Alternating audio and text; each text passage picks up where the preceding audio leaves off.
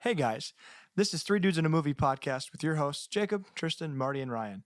We watch a variety of classic films and new blockbusters. Then we talk about them. We hope you join us in watching these movies, and as always, spoiler alert. While we'll always keep our content clean, some of the movies we watch may not be. Keep an eye out for each movie's rating, and listener discretion is advised. Enjoy the show. Yes! Killed it! What a Is guy. that what you were wanting me to do? Kill them! Yeah. We're going to just go. All right, welcome to the show. That was. I guess that's true. You didn't necessarily have to cut This that. guy. He's So like, we're starting right there, right? Hey, he's like, action. Well, welcome to Three Dudes in a Movie. You already listened to the intro. It just happened live. We just recorded it. We hope you enjoyed it as much as we did. It's the first one that only took one take. And if you didn't like it, well, the episode gets worse from here. So there's no Yeah. point, and Yeah, you that's might as well true. tune out. So What a guy doing it one take. Hey, thanks, I would man. have had to do that 25 times, dude. dude, I like that you're trying to get our audience to believe that he did in one take. We're I really know. looking Come out on, for Marty. guys. Come Look on, out guys. for Marty. Ryan was already Trying. buttering me up. I'm trying so hard, bruv. Ryan's not having any fun anymore. He's turning us off. Already. No. 45 seconds back and we're out again. He goes, "Hey, can you get those knives? I left the knives out." I forgot about that. I never posted that. Oh, man. He says, "Hey, can you pick up that Barbie for me?" Hey, man, I left my nuke in the corner. Can you go grab it? What are you, some kind of Oppenheimer? Hey, What movie hey, are we're you just talking opping around. What movies are we talking about, dude? Man, we're talking about Barbenheimer. Barbie. Is it Barbieheimer or Barbenheimer? I think it's Barbenheimer. Barbenheimer. Yeah. Barbenheimer, or is it Barbenheimer? Is it Oppen Barbie? Oppenheimer. I know that was a debate. Either way. That was an internet debate. Barbenheimer Was it? better. Yeah, I missed that one. That's what the meme pages were saying. But Oppenarby? No. No. Open Arby's? we got the Open meats. Arby's. Bum, bum, bum, bum. That's next level. For anybody who's lived under a rock for the last 3 months, we're watching Barbie, and we're talking about Barbie, and we watched Oppenheimer. We're going to talk about Oppenheimer. Yeah, because we were a fan of the fact that they came out on the same day. Well, I don't know that I was a fan of that. It's fine. I can take it or leave it. I quite liked it. But None of us saw them on the same day. but all that to I say, did. yeah, I saw it on think the same day opening night. I think that a lot of My people guy. probably did. Yeah. Yeah. I wanted to so How bad. late were you out? 2:30. He said, I don't want to talk about it. Well, I guess That's but, what time the movie ended. Yeah. But Barbie. When did you watch Barbie? 6:15. Okay. Yeah. So Yeah. you had some time because Yeah, 11. no, Yeah. there was a chance for me to decompress from Yeah. the content I took in from Barbie. Smoke a couple of cigars to decompress. Yep, some cigarettes. Yeah. Man. So we're back. This is season 4. The That's right. beginning of It's been a hot minute. a new season in our lives and in the life of this podcast. The Yeah, we end's got in some sight. pretty big news. Tristan, tell us, everyone, The what end happened is to in you. sight. Oh, sorry. You split. You took away the surprise. What happened to me? You got Nothing. I don't know. Sorry. you're expecting No. a new No. brand for the podcast. Oh, okay. I'm so lost. That's Yeah. for the record. This I want isn't- everyone to know that's not what I set it up for. No, I thought he was talking about what happened before the podcast, where I was like, "Well, my stomach almost exploded." Like, what- No, I just thought it'd be like, funny to why are act you like outing you me like this? that you had something to say without having anything to say. Yeah, no, No. no. It's Being a bad friend. I'm sorry. No, so my wife put together some new graphics for us. So along with season 4, we are rebranding the whole podcast. that's It's right. gonna be really sick. It's gonna be awesome. There's gonna be some new content up there for you guys to interact with us. Yeah. Please interact it's gonna be with really us. cool. Dear, Yeah. dear Gravy, you We guys need it. don't. Yeah. Yeah. So and I will For say, the algorithm. I posted that we were gonna Come back. come back with an episode. Yeah. Did you guys Yeah. see the comment on that? That was my brother. Oh yeah. I saw was my younger Sammy. brother. Dude, I That's saw so good. Sammy. I was like, that guy. Dude, he's a terrorist. He Okay, is. don't listen to him. I was like, who's hating on? And I was like, I was like, of course, this guy. this guy. So funny. Yeah. That's awesome. Yeah. Well, jokes on you saying we're doing it. We're doing it. Yeah. We're doing it live. So Tristan is really excited about this rebrand for us. We're all Me really and- excited. me Don't. and Marty are under do surveillance. We're currently up for review. We could probably get 2 new podcast hosts, but it's up to Tristan. So he's got us. Yeah, I don't know what's happening right It's now. it's a but takeover. We're about to go to I would trial say it's to a revoke your takeover. security It's clearance. Tristan Yeah. and Ryan we're under, me and Marty under review. Yeah. But hey, we've been texting in a private. The end is in chat. sight. We're excited about it. So, what has been happening? We took some. I think we did something similar last year, where we took a few weeks off. Yeah, I think I remember that. Yeah, you definitely remember that. Yeah, you went to the woods and then made your way back. Yep, unfortunately. You went to a part of New York that I don't believe actually exists. Oh, I've heard of upstate New Not York, the city? but all I've seen is the city. So I'll believe it when I see it. You gotta go check it out. I know. Yeah, I've heard it's really The beautiful. city? Upstate Adirondacks, the mountains. Yeah, the Adirondacks. The I heard mountains. Bigfoot's up there. Yeah, the Addy Mountains. Never heard as no they call mountains them. in New The York. Addy Mountains. Yeah, there's a 5,000 foot or 4,000 No foot tall ADHD mountains. here, right? I believe you. I just never. I don't know what HD is, but my doctor said I got 80 of them. So there's 46 mountains in the High Peaks region that are over 4,000 feet tall. Holy cow! Dude, that's I've that's climbed more than all I of got. them Is twice. that what you call the Empire State minus Building? 9 of them. But what was it? Nothing. Dumb joke. That was a good Yeah. joke. No, it wasn't. Through the camp that I worked at, I, as a camper, climbed all 46 and then climbed Good half of them night, as a leader and then climbed varying portions of them. So I'm 9 short to finishing twice. Did you know that the island, what's the largest island in Hawaii? Is it Hawaii? Hawaii. Dude, that mountain from It is, from the though. top to the base is like the Mount tallest. Fuji? From the ocean bottom Yeah, to the top, of the mountain is is like the tallest mountain. We count underwater. The Well, underwater, from the they under, do. underwater portion to the top is the tallest. they do. Well, I mean, And then K2, I believe it is the I tallest. mean, it's mountain. college football. It's claimed championships. Yeah. I mean, Yeah. Everest is shrinking. Yeah, I Everest miss is it shrinking. already. K2 is rising. Yeah, Oh. it's tough. what It's about tough. Krakatoa? Oh, tell Yeah. Disney that, dude. That ride still bangs, bro. Mount Everest is that Yeah. a ride? You ever? Well, people You ever die been at to Disney? K2, so no, I've never been.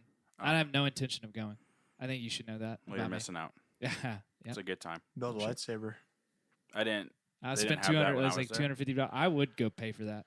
It's legit. My brother showed me it when I was back in Ohio because they went Yeah, you could really kill somebody with in it. like March, and I thought it was gonna be like some hokey like piece of plastic. Yeah, But it had some weight to it. Yeah. It was like pretty sick, I and mean, the blunt sound force trauma. that came from it. Yeah. Yeah. When I hit somebody with it, that sound too, dude, was electric. All right, so we are we're back in it, and we're happy to be back. This is our 3 Dudes at the Movies edition. So Right. we're going over a couple new releases, and then we will be back. We'll come back to Soon. the movie list with You remember? it's Star Wars, but I don't remember. Is it New Hope? It's Return of the Jedi. Return of the Jedi. Episode Ugh. 6. It's going to be a good movie to come back on. Yeah, Could be a lot worse. it could be. Could be Harakiri. Yeah, we could have. No, it couldn't. We already did that. Yeah, I was about to say. Gotcha. That was episode 2. We could have. Could be We that come back German movie, to not Silence of the Lambs. Hamilton. So, That's a good one. Yeah. Yeah, that was funny. I don't remember the name of the other one. No one does. Lives of Between Others. Others or something The like Lives that. of Others. There it is. Lives What was that Between one Us. about?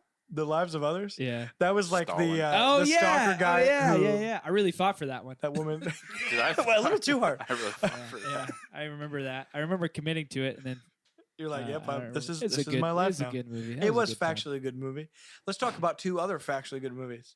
Well, Oppenheimer's one. I'll stand on both of them. Yeah. I stand here. I think Barbie was good, Okay. but I think we should talk about Barbie first. Yeah, and let's talk about. Oppenheimer But next. we have a lot more to say about Oppenheimer. Really? Yeah. Well, I have more to best- say. best I have for more to last. say about Barbie. So you- I could go toe to toe. Wait, okay, would say sorry. Not that any idiot's gonna look at the length of our episode and go, well, this is not just for about one movie. But I think we should say at the top we are gonna talk about both of them in this one episode. yeah. Okay. It might Well, I mean, be we're a long titling time. this Barbenheimer. Yeah. See, Yeah. again, I get it. You know what you clicked on. Why are you talking about Sammy like that, dude? Yeah. The only guy who's commented Yeah. on one of our posts in a year. Sammy just wants to hear. The part Sammy's that he my new wants to- best friend. I know. I think we I've been should jump begging. back and forth throughout. We talk about one for 5 minutes and then we come back to the other. And so it's like that one thing where ding. Yeah, you and do like, have all right, to we're moving switch to the it Whenever next we one. talk about Barbie, it's in like actual color, and Oppenheimer's in black and white. Oh, dude. The sounds in black and white. Fusion and fission, dude. Fusion and Yeah. I fission. could add, it would take a lot of time, but I could add some like tape hiss To the Oppenheimer portion. Some what? Tape piss. Take Some piss. what? Man, yeah, we could have done that. We could have, but so we're talking about Barbie first. Yeah, might as well. Ah, jeez. Okay, let's talk about it. Well, Tristan, it's I don't- on my cord. We're literally, I'm so dude, sorry, bro. literally, he's like, I, don't touch it. So sorry. Jacob, I don't know your opinion about this movie at all. Yeah, well, my stuff's falling apart. Well, you're doing great. I'll be back. Okay. I can't hear anything. Dude, so Hold on. sorry. I'm out here trying to watch the Cubs at the same time. No, I get it, man. We're back, dude. I mean, jeez. It literally puts his phone like, let's just set this on the cord. No, dude, So I that was, Jacob like, can't hear tapping. anything. His He's head's pushing. going like this, bro. Get it, Suzuki, get it. No. Yeah, it's on me. That's my fault. Um, It actually really oh, is, 'cause I brilliant. also Yeah, am yeah. Run wearing it through headphones. and weight it down. Oh, that got me. There, let me. Yeah, there you go. Hey, dude. I have a bigger brain, bro. That did not. I can't hear anything still. I'm so sorry. Nothing at all. Yeah, there we are. All right, let's keep it there. Tristan, don't touch it. So we, so Barbie, I watched it Tuesday night. Tuesday, yeah. So that was 2 Mhm. nights ago. And yeah, I got a lot of thoughts. I think it was a fine movie. You know, I don't think it was good. Certainly don't think it was great, but I don't think it was bad either. I don't really know what people's expectations were coming into it. I think a lot of people were just like, "Hey, this is a Barbie movie that's like an adult, like and so it's a chance for people to be like, hey, let's have fun with this one." Mm-hmm. I kind of had high expectations because it's Greta Gerwig. I love Lady Bird, and I think she's a very, I don't know, she's a very, just the way that story is written, and just the message behind it, I really really loved, and so I went into it with pretty high expectation, not super high, but I knew it wasn't going to be as good as Oppenheimer. Yeah. Just there's too much of it, like, but I was disappointed. You know, Sure. I don't know that I would say that I even really enjoyed this movie. There's a lot of stuff that I think the stuff that people enjoyed about the movie, regardless, are stuff that I thought was meh. You know, like I was like, it didn't. For some reason, it did, the humor and just kind of the tone of the movie just never clicked for me. And then there's a lot of plot problems and inconsistencies that just kind of took me out of it as well. But I say this. Obviously, Sure. anybody who knows anything. I'll be right back. Oh no, You keep going. he's gonna go get his bat. Oh, no. Anybody who Rat? knows what's that? Rat? No, bat. He said it rhymes with bat. Oh, his cap. His cap. His Barbie? It's Barbie cap. It says, "I am Kenough." Oh, he has one that says that? Yeah, dude. Did you not know that? Well, you started this, so. I didn't start a thing. And I don't know what's happening. I don't know what Ryan's doing. Checking the HVAC. He's looking for his Barbies. And so, I'm looking for the adapter that would fix it. okay, all right. So How much that cost you? Don't worry about it. We know the hoodie was like $80. Yeah, I mean, I did not buy that hoodie. That's a $30 hat. It is a $30 hat. You leave me alone.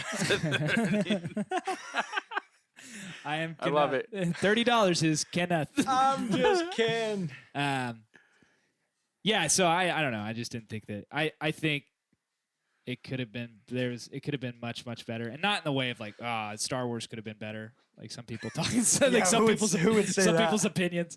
Like yeah, it could have been better, but I think like objectively, I think it left a lot of Or stuff. Lord of the Rings. Sorry, I just didn't want it to be Yeah, about me maybe anymore. Thanks. I think it left a lot of stuff on the table that could have been better. And so yeah, That's how I felt about the Mario movie. Well, I could see that. Not having watched the Mario movie, I could see that expectation and then probably what the reality was, and I think I would probably feel similarly. Yeah. You know, except I wasn't hyped about Mario. I didn't care. You know. But this I kind of was because I thought this would be fun. But it wasn't Yeah. fun, and it wasn't necessarily thought-provoking for me. It was just kind of flat. So do you think maybe the way you were feeling during the movie affected. Oh, you talking about The way my you took it in. my ear? How I Yeah. couldn't hear half the movie? Yeah. I still could hear You it said better. the sound No, mix I'm is just really saying, weird. like, I could still hear it better than half of Oppenheimer. so I think I was all right. but I was just like, maybe your like attitude. Irritable? Yeah, because I would have been No. like, if I wasn't feeling well, I would have been like, No, I didn't. It wasn't that. It was so yeah. I wasn't that I wasn't feeling well. Yeah. It's just like a little thing that was happening, and where I made sure to sit on the far right side so that I could hear it because I was Got like, it. oh well, they have this wall anyway. So no, I don't think so. That's a fair question though, because the day after I saw Oppenheimer, I went and saw that new horror movie, Talk to Me, and I had to pee the whole time, and I refused to go to the bathroom, and I probably would have enjoyed that movie more than I did. Yeah, it's the same as a sickness. Yeah, for sure. the second time I saw Oppenheimer, I had this horrible toothache, and it ruined the experience for me. I could see Just that. the whole time, because that's like Right. all I'm thinking about. I think if it's pain inducing to me, then yes, it was. But I wasn't pain. And Yeah, I wasn't dude, I had to challenging pee your really take. bad. Okay. No, I'll say that a week and a half ago, because they've been out for what, 2 weeks now, 2 weeks roughly. tomorrow. I cared a whole lot more about. Let me think. I was willing to die on this hill more than I am today. The more I've thought about the movie, further away I've gotten from it. Anytime I'm like talking about it with somebody, I've just like, it's a movie about Barbies from a Barbie's perspective, so I'm not going to get that emotional about it. Because a couple weeks ago, I left family group chats over it. If we like got in some not heated debates, but just conversations that like, dude, it's the Barbie movie. Now, I've taken something away from it different than what a lot of people have, or at least people who I know, Right. who think, and I don't think this is what you thought of it. I thought about this on the way over. My big issue that I have with people who don't like the Barbie movie is them saying that like its whole goal was to make dudes look like idiots. And I don't think that's what the goal of the movie was. Oh no, we do that without this movie. Yeah, and I think that I think they were poking and having a good time. And, you know, there's a joke Jacob says that he doesn't appreciate it about the Zack Snyder cut. And it's like, yeah, they did nothing to set up for that payoff. That's true. It was just. And it's like, it's kind of off out of nowhere. My guess is she has a relationship with Zack Snyder. And it was more of just a jab at him as a friend and a buddy. Yeah. That didn't really work. I chuckled in the movie when it happened. But I don't think the message of the movie was to make men look and sound like idiots at all times. I think it was more about discovering who you are. And along the way, they did make us look like idiots, and we are at times. Yeah. So I don't know. I think they just went way over. It's kind of like Tarantino with his violence just goes way over the top. And I think they were doing the same thing with like the humor and the guy humor, just Sure. going totally over the top. But that to say, a week and a half ago, I was willing to die on this hill, and now I just don't care enough to. I enjoyed the movie, and if you didn't, sorry, I had a good time. I'm not going to defend why I did anymore because it's irrelevant. That's how I feel about it. Yeah. And I enjoyed it. I thought it was a good movie. I thought it was a fun time. I laughed hysterically during the whenever they go back to Barbie Land and Ken's. And it's Mojo Dojo Casa House. Yeah, like when Ken, I laughed probably. Hey, The you want last to 45 minutes of brewski the beer movie. me? Yeah, like I was dying to song they sang for 8 hours. Absolutely hey, killed me. Do you mind if I poorly play this song while staring into your poorly play the song at you? Yeah. While staring into your eyes for the next 4.5 minutes. I loved it. So like that's stuff I was laughing at, but yeah, I did. There wasn't enough. Now, if someone told me they didn't like Oppenheimer, which we'll get into that, I'll fight them hard on it. Yeah. Yeah, because that's just factually incorrect. Yeah, Like- I mean, like you can say you don't like slow movies all you want, but and we'll get into it, so we don't have to. But I've just decided I liked the movie, I enjoyed it, but I'm just not going to get that upset about a Barbie movie anymore because it's not productive for me. But I enjoyed it. So There you go. if you listeners were hoping to see me, fight as hard as I do on the opposite side of Lord of the Rings for this movie, it's not going to happen tonight. So this is just how he feels Sorry. when he actually enjoys something. He's like, yeah. yeah, absolutely. I had a good time hanging out with my wife that night. He's being Right. docile. Right. Yeah, this is There you go.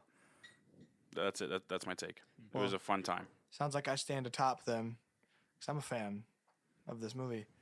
I think, yeah, I can understand why people don't like it. I've talked to women who don't like it.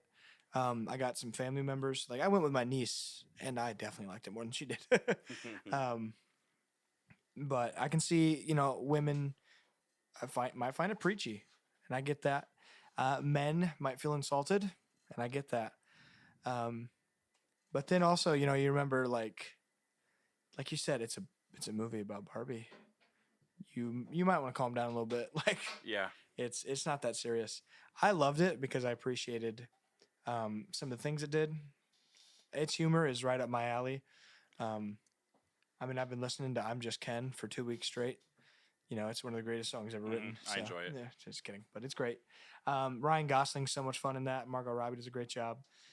Everyone does a great job. Will Ferrell didn't need to be in it, but I guess we did get one of his screams where he goes, Yeah. "Ah, oh, Midge, it's just you." That I died there. I love a good scream like that. That's why Tom Segura is probably my favorite comedian. Yeah. It's anytime he screams. And But what you got? I was gonna say I won't piggyback off what Jacob said too. I love Greta Gerwig as a director, and she's probably like a top 3 Sure. of mine that I enjoy watching of her movies. Mhm. And this one was like I said, I had a good time, but it wasn't Lady Bird or the Little Women movie for Right. me. Like I just want to get that out there. This I is love the Greta only Gerwig. Gerwig movie I've seen, which is I'm disappointed about. But I'm pretty confident this is last. If you were to rank Greta's movies, right? For me, Probably or just in any, general. like probably just No. factually, right? I mean, Factually, yeah, but people are going crazy over this movie. So yes, yeah. but it will calm down. yeah, You've calmed down, and people will calm down. Like I have calmed down. I think people who are crazy about the movie don't see it as a Greta Gerwig movie. They see it as a Barbie movie. Okay. First. Yeah. and I'm trying to Like, they wouldn't appreciate see Lady aspects Bird. of it. Yeah. That's true. That's true. No, I mean, Like I want to appreciate the message, and I love the jokes about the patriarchy, and I'm a fan of empowering women. Probably not about to watch the Women's World Cup, but if that's Not at 4 a.m. if that's a prereq, then you can fight me, and I'm sorry for not supporting women enough. But no, you don't support other time zones, is what you're saying. that's facts, man. I like mine. Don't support Um, New Zealand. Is that where it's at? Yeah, I it's think yeah, so, in yeah. New See, Zealand. I know cold. things. And I think I looked at it this way when I really was thinking, because I did spend a good chunk of time thinking about like different angles about this movie. And Oppenheimer helped with that a lot because Oppenheimer got me thinking so much. But one thing I really wanted to think is, what is this movie going to mean for those it's important to? Yeah. Like, I felt that way with Black Panther. To me, Black Panther, very normal superhero movie. I think it's well written. I think the performances are great. But to some little black boy, that's the most important movie in his world. Mm-hmm. Like to some 13-year-old girl who's felt insecure and just like horrible about themselves Yeah. for being a young woman in America, like she's gonna watch Barbie and realize, oh, it's okay. Like I'm not alone. It's okay. But I don't think that's that's not what this movie's for. No, Because the 13-year-old that's in the movie is like, Barbies are dumb and they're actually degrading to women. We don't 13 like was those. 13 was probably Yeah. the wrong age to say. But this It's just- 35. Yeah, I think that's more so. I think that there's Maybe. probably older women But that are I'm watching also this. I'm also saying- with you. I know a lot of people brought their kids. which no, with like this movie, I can't imagine. Don't show this movie to a underdeveloped guy. This Like brain. like yeah, just like too young to process things at Yeah. all. Like a kid or a preteen or even honestly a teenage boy, unless they are like I imagine we were in high school where everything is the funniest thing in the world. yeah, They're gonna hate this movie Mhm. because it's making fun of them. that's true. Like I will. I love the soundtrack of this movie too. I like the music, and I don't know if it's I love the music or I love that Ken song, which I did because it's so Yeah. goofy. and Push was a good The time. soundtrack felt very Edgar Wright kind of esque, where it's like everything followed along with the story, kind of Baby Driver type of thing, Yeah, which I appreciated. and I Yeah. love that Billie Eilish song at the end. Oh man, that's beautiful. Yeah. I don't remember the name. Is it like Who Am I or something Yeah. like that. I really enjoyed that. But yeah, I'm kind of just indifferent on all of the Barbie stuff now. And leaving the house, my wife was like, "You better stand up for it," and I was like, "Yeah." Yeah, it's, the messaging aside, I don't think it's that great of a movie. Like I think Sure. that it has a lot of its like I think if you stripped away the way that I described it is this: there's a lot of stuff that it tries to communicate that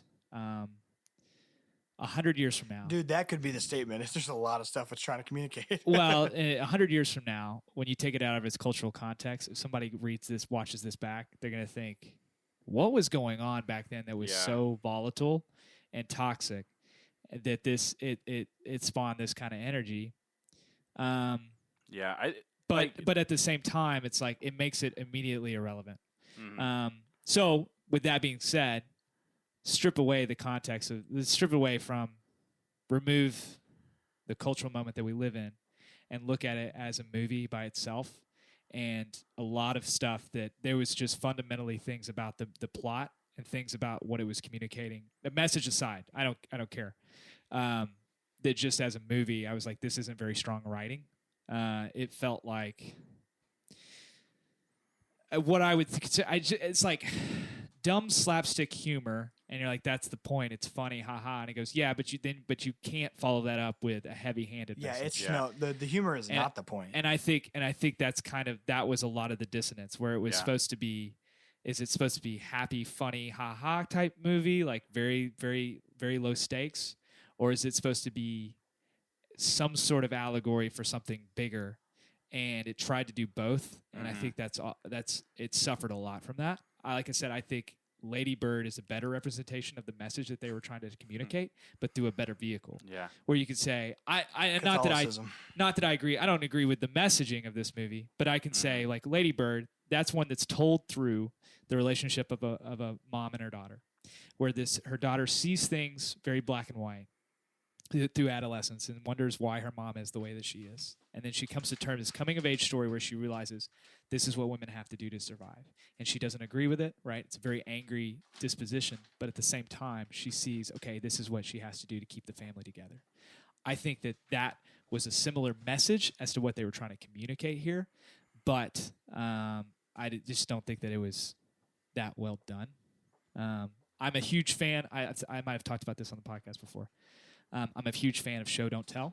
Sure. Like, what is the thing that you want your audience walking away with? Yeah. Don't say it in a 5-minute tirade dialogue by any of your characters. Exactly what happened. And there was a couple of them in there. Yeah, that's true. And it was frustrating. They actually used it as a plot point. Twice. Yeah. And that to me says you're info dumping because you've not done the investment of actually filling out this world and communicating these themes through showing. And that to me that's what irritates me is when you take, because it makes your audience feel dumb. Yeah, it's not trusting your audience to get what you're trying to get. Exactly. Yes, absolutely. And I think and not like, I think the majority of people, it's like they thought they were talking to the 15-year-old boy. Well, so the majority of people that don't down. The majority of people that don't like it, it's because they don't agree with the message, and I'm fine with that. But I do think that there are a number of people who are also like, I just don't like the way that it treats me. Like, it treats me like I'm an idiot. Mm-hmm. I also think this. I meant to do the research on it, but I think I have this is like not a conspiracy theory, but if it's true, if it's not, I don't care. This is me reading into it. The first 30 seconds of this movie, right? They explain, or I guess the first 2 minutes of this movie, when they explain, hey, here's what Barbie Land is. It's a perfect place. These dolls think that they're doing the most to advance women in the real world. And in reality, they're actually exacerbating the problem and the stereotypes. And no matter what, they can't know the real truth, right? So we got to kind of, so it's set up kind of like that. But they're going to continue to use their power and their influence to try to push this agenda that they think is helping. Sure. And something about it kind of clicked with me, and I think it's an interesting commentary that you have on Hollywood. That you have these people who use their influence they think is for good to communicate these movies for social change, but in actuality, like, you have a lot of people that are exacerbating the problem, and either it's because this isn't a hot topic, but okay, you have Michael Bay, like Michael Bay pushing Megan Fox misogyny, either that, or you have people who think that they're actually doing a good thing, and it's like, no, you're actually like, you're treating your audience like they're stupid, and actually making it worse. And I think that's also worth thinking through, that it's ironic that this is the message and the way that it was carried out. In fact, that's actually what Hollywood's doing right now. I think a lot of people are waking up to it. Mhm. Like they're waking up to Thank goodness. this. Like it's like you're, yeah. The same people who are telling you you need to be better at this are actually the same people who are pushing the agenda of this is how you're supposed to act. Yes. And I think that was a problem that the movie had as well. So Yeah, I think the thing I hated, and this is a scene in it that I hated the most in the whole movie, was when they were in. They had just come from Barbie Land. They're skating in California, and that dude comes up and smacks her on the butt out of nowhere. Yeah. Like, I get that stuff like that happens, but normally at nighttime, at clubs, like stuff like. I was okay. So I was fine. I was like, that just doesn't happen. Well, I was thinking this is going to be it's like ironic, like Will Ferrell's in it. I was I'm thinking sure it happens more than we think. By the when way, Barbie- to our when- women Yeah, it's listeners, true. Hey, yeah, your story matters. when Barbie comes into the real world, I was thinking kind of Buddy the Elf. There's like this immersion breaking Gosh. thing. God, that's what I wanted. But it's not. It's over style, and that's the reason why I'm like I can look past the whole like you're making men feel dumb, like whatever, dude. Because it is the purpose of that is to be very punctual and show you like how can we in 2 seconds show you that this world is over the top misogynist.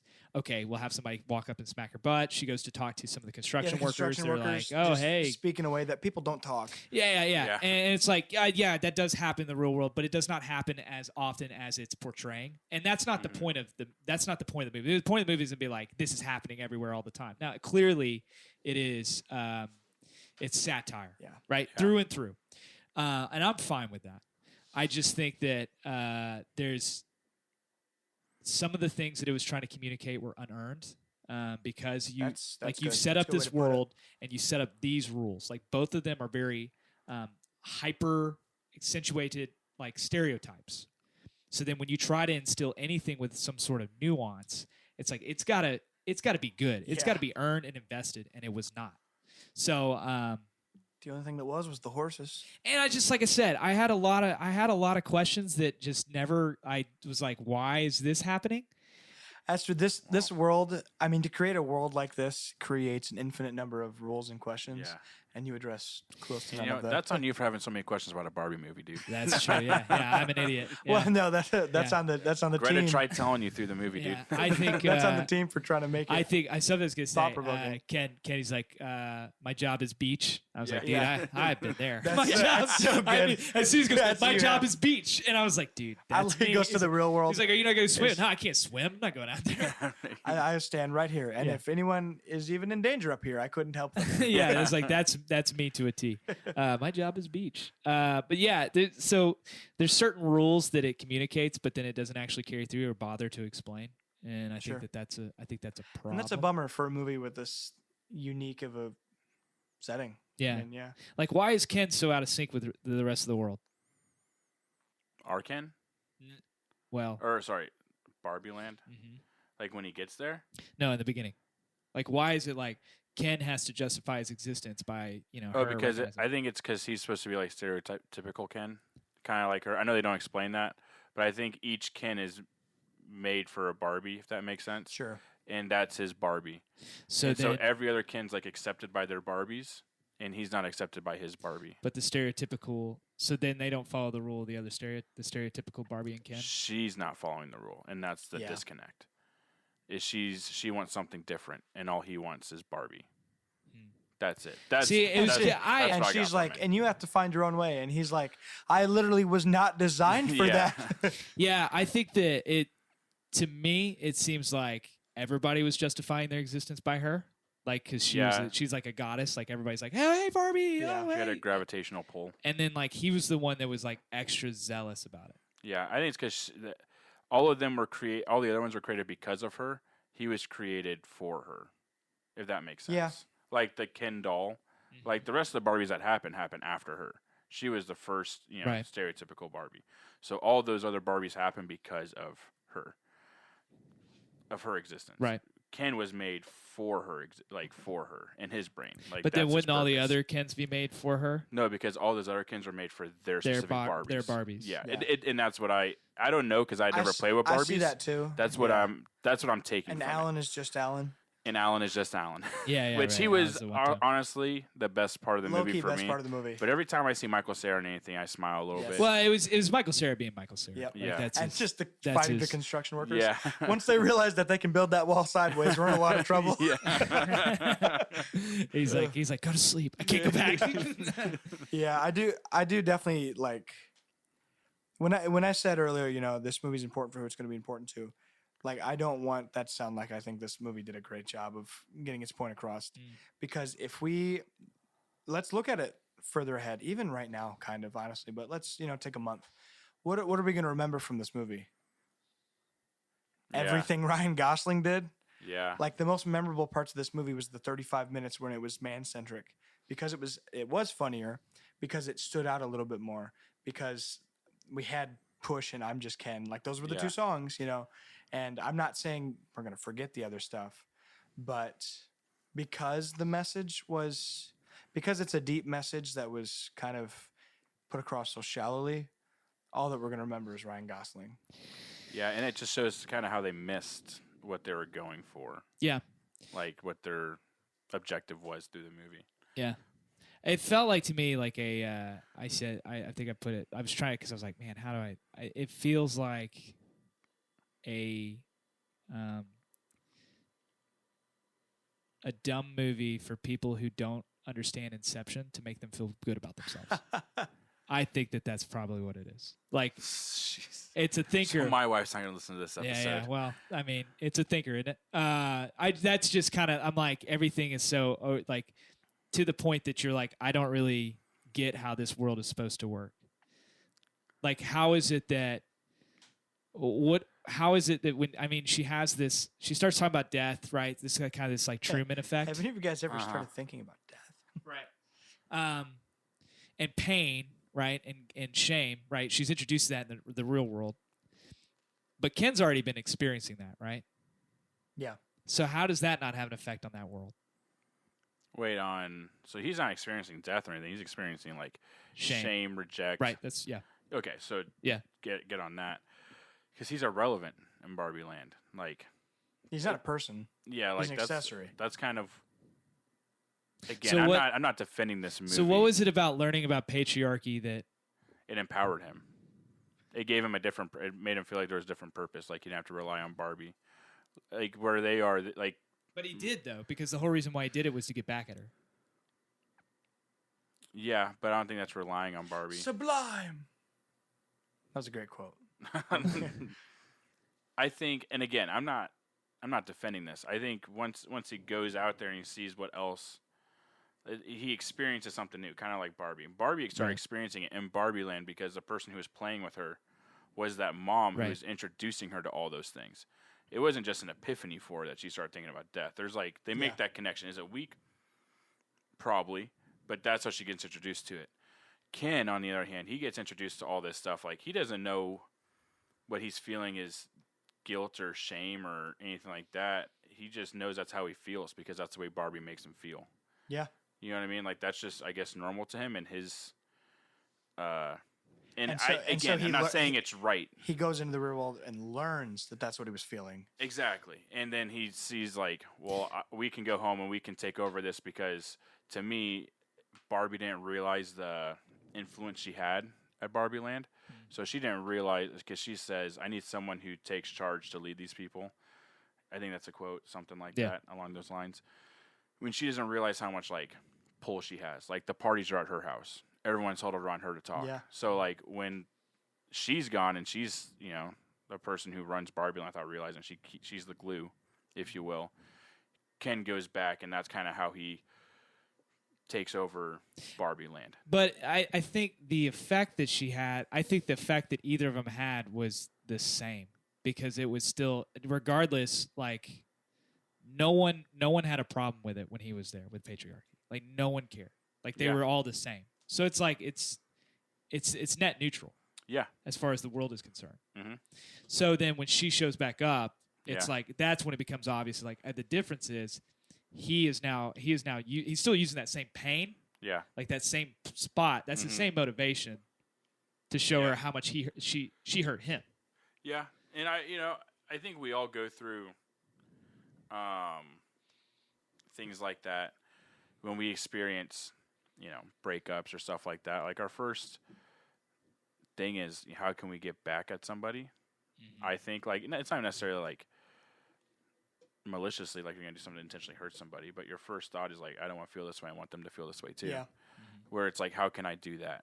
And to him, going back, taking over her house, taking over everything she loves. Again, I'm not defending it. Yeah. I'm with you. It's It's hard to defend the weak Kens line. at all, considering the fact that he kicked her out of her house. Yeah. Yeah. I don't know. I had a problem with that. Also had a problem with the cognitive dissonance, like that's what broke their brainwashing when they never actually experienced that in the first place. Yeah, that's tough. That when I was defending the movie hard, that's just something that I had to juke and just get back in the pocket of other arguments I want to fight. Well, with and the you movie can argue, just- and I mean, maybe you could argue About the fact that the other Barbies had never experienced that? No, because I would say the reason that Barbie's different is because she went to the world and experienced it. Right. Right. The rest of the Barbies are just told it. But it's insinuating that the cognitive dissonance is that they all experienced it. Exactly. Right. So that's what That's like when someone bring that sure. up, I'd be like, I have nothing to argue with that one. So let's get back on the point of Ken finding out discovering himself and stuff like that. Which kind of goes back to. I mean, I guess you could argue that, and not you can't because it's not really explained. But I think if you But really I will. Yeah. If you wanted to argue it, you could say like maybe that this world once it was affected, like maybe they were starting to feel a little bit of that experience, but then they didn't have a way of putting their finger on it, like Sure. expressing that. So then when they do hear somebody else talk about it, it's like, oh yes, this is what I'm suffering from right now. But Wouldn't there be since she was influenced by her person she was playing with, right? Yes. Wouldn't all the other Barbies also be like influenced by things The that? person that, yeah. So like That there is, could that's be like to me is the biggest rule that's not followed. that's what I'm saying. Because like, why wouldn't all the other Kens feel the same way Or why would any of the about their relationship with Barbie? because their Barbie shows like their So she's the So- only one so with a that's sense the- of agency. yeah, she's the only one that's Why? like I couldn't tell you. poor writing? Yeah, yeah. I couldn't tell you. Just there needed to be some tension. Yeah. Yeah.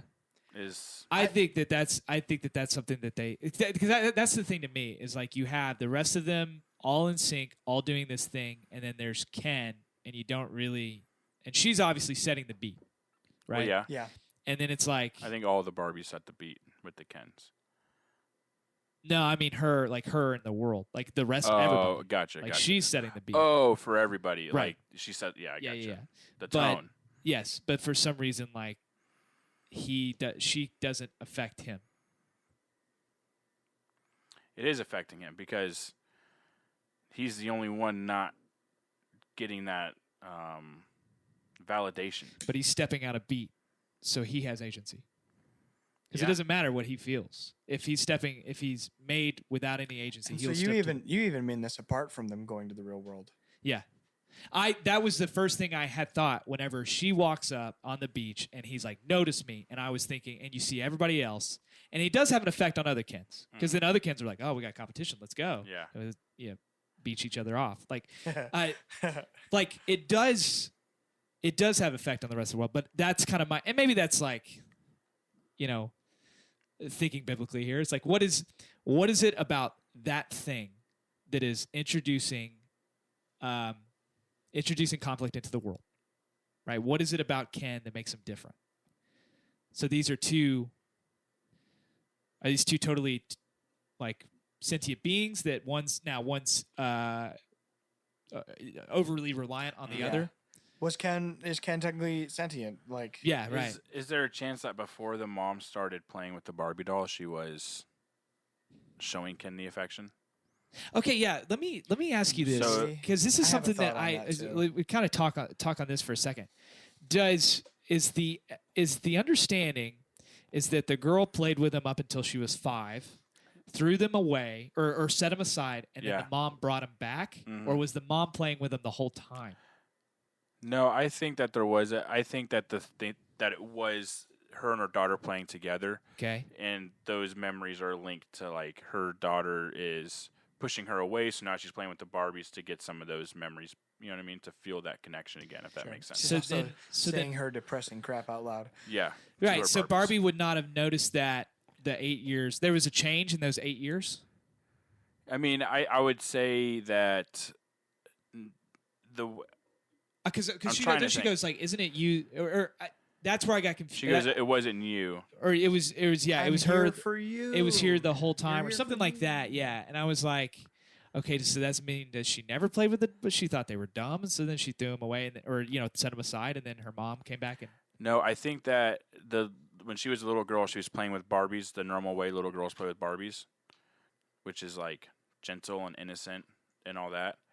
And then when she stopped playing with them, I guess they just go into like a status quo and They stay They the way just- they were. they just do life, I guess. Yeah. The way they're Kind of like what we were watching. yeah. And then when the mom starts playing with them and she starts introducing these ideas, that's when it changes. But then well, that the ideas should are only change for introduced the- whenever they do like those little sketches. the sketches, which I don't get that connection. And why was she? And this is something else. This is where I am like, it makes me mad that not. I don't. The way that it happened, whatever. What I get really angry about is when you don't. There's certain things that I feel like you need to talk about and you don't. So then, like, okay, cellulite, I get it, right? I know why she was making cellulite Barbie. Whatever anxiousness, whatever Barbie, I can understand that. Death Barbie. Why was she talking about death? And you go, well, adults know something about death. Like, well, no, I'm looking for a specific backstory. Like, I want to know what death in the family was she portraying? There's a story there. Let's tell that. You know what I mean? Or is it her own Her own mortality? depression Maybe. potentially? I We don't know. have no She idea. seemed like a pretty status quo, happy, Right? other than her daughter growing apart from her, but like Right. healthy marriage. It seemed like. Yep. And that's I did appreciate that in the movie because it would have been easy for them to be like, "Dad's a deadbeat, not Right. involved." But I mean, he was a goofball like the rest of the guys, but he was there Right. at least, you know. Yeah, And he was supporting Barbie at the end. Yeah, and he was like present with his daughter and his wife. So I did appreciate that. But going with what you said, Yeah. like she could be going through her own stuff that, again, if she is, they should be talking about. Yeah. Because the Or thing there is, could have been a grandma, a 'cause- grandparent, or a parent. because the whole message of the movie is that there's a story behind the story, but then it's like the one or the one human that Barbie really connects with, there is no story. She's pretty one dimensional. Yeah. And then you get the rant about how hard it is to be a woman, which whatever. I It don't is. like Yeah. yeah. But It's easier to be a man, okay? We Yeah, get, yeah, we yeah. Get, we get paid more, clearly. Yeah. So. either way, it's not I'm getting paid so much for this podcast, dude. yeah. It does come across as preachy. Oh, 100%. Yeah. And I'm not saying that from a cisgender white male. You're saying I'm saying that because from she preaches to President Barbie Yeah. to break her out of her stupor. No, it's preachy in terms of the message. It's not very well done, and it especially when it's like nothing in your nothing that I've seen out of you as a character in this movie would communicate to me that like I don't know who you are. I don't know what you're going through. Yep. Like you're just yelling these things at me.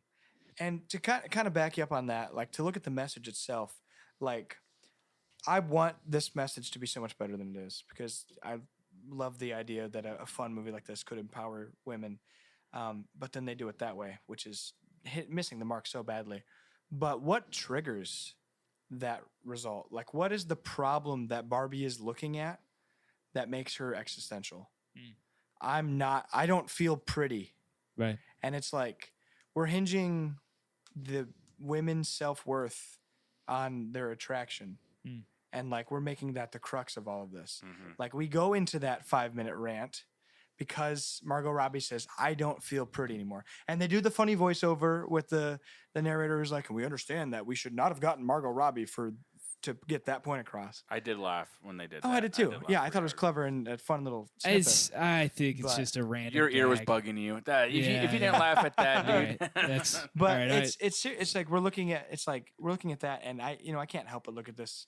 Both movies really from a Christian perspective, and both of these movies are Oppenheimer and Barbie are trying to say things that, as a Christian, my views interpret differently. Yeah. And so like when I think of women and their worth, I think of through the eyes of Christ, and most of what was said in these rants That's not what Christ cares about. I That's do. not what Christ died think for, I think you know? something that I could snapping it into the real world is like there is this. I have to look perfect. I have to look well. I have to be perfect. I have to look beautiful. I have to be fit. I have to be a good leader. Yep. I have to do all these things that she's talking Be about. confident, but you can't be bossy. There's Yeah. not, but for Barbie, like, there's no cost to that. There's no consequences. Like, Barbie does not have to go to the gym in order to keep her figure, right? And so I think there is a message there where it's like you don't understand the consequences of your messaging. Sure. Like what you think is empowerment by making yourself look better is actually bringing everybody else down. Because especially when it doesn't cost you anything. Which again, I'll say this again. This is a great movie to talk about Hollywood.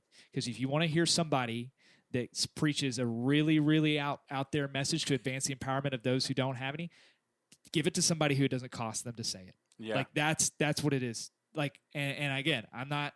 This sounds. I'm about to get preachy, but I think we're good for it. and then you get and then it's the other side where the overarching, and I know it's the overarching message, but the solution to it is women using their sexuality to turn men against each other, which is the problem in the first place. Yep. That's pretty good. Yeah, That's pretty good. I mean, nothing much to add that's, on to that. that's full circle in a very incorrect way. Well, it's like it's not, and that to me, and this is get anecdotal from a lot of women who did not like the movie. That was like their biggest stickler is that what you're saying, you're bringing up all this stuff, and then you're like, what's the solution? Oh, the same stuff that you said is the problem. Yeah. And this is Yeah, where I this don't is where it gets feel into, pretty, but I am, and let's use that to defeat the men. and you have to, because then you got to defeat men. How are you going to defeat men? By make yourself look pretty, but don't look pretty. It's like that we're back in the same same boat. It shouldn't have hinged on sexuality. That's not a solution. Like if you're going, the louder you're going to speak out about something, you better back it up with a solution. And there wasn't that either. It's just like That's true. They just I don't think that anything got, the men just didn't go vote that day. I don't think anything got solved in this movie. Like I just don't. No, things ended up. The only thing Barbie that turned changed human. is that Barbie turned human. And which leads to the second dialogue heavy. Whatever her name is, old lady River. Ruth, Yeah, Ruth. the creator It's of like, Barbie. do I turn human now? Oh, do you want to be? Dude, I don't know. You haven't explained a single thing about the Yeah. rules of this universe. That's Do like- I want to be? That's like them asking Ray what her last name is. Yeah. And Skywalker. she looks down at the No. sand. She looks down at the sand. Sand. Yeah. You have a family? No. Oh, you're solo. And it's like I'll download you all these memories, right? All these human memories, and that's what's going to make you human. That's what's going to make you a three-dimensional being. And it's like, man, that's great. I wish I could have had that throughout the movie Mm-hmm. instead of random 10-second flashbacks about how this daughter hates her mother. If y'all could see these notes that Jacob is scrolling through on his phone, to Yeah. it's like every single one of them is like, all right, we're gonna burn it down here now. We're gonna burn it Yeah. down here now. Yeah, I mean, it's I love it. so He came ready. I think he was taking those notes during the movie. He said. I was taking the notes during the movie. Well, because like I said, I'm trying to make sense of it. I'm trying to make sense of the message. Besides that, things that are very clear. Okay, I can set those aside. I'm not really thinking about that because it's like, okay, I got what you're trying to communicate through this 10-minute diatribe of just stuff.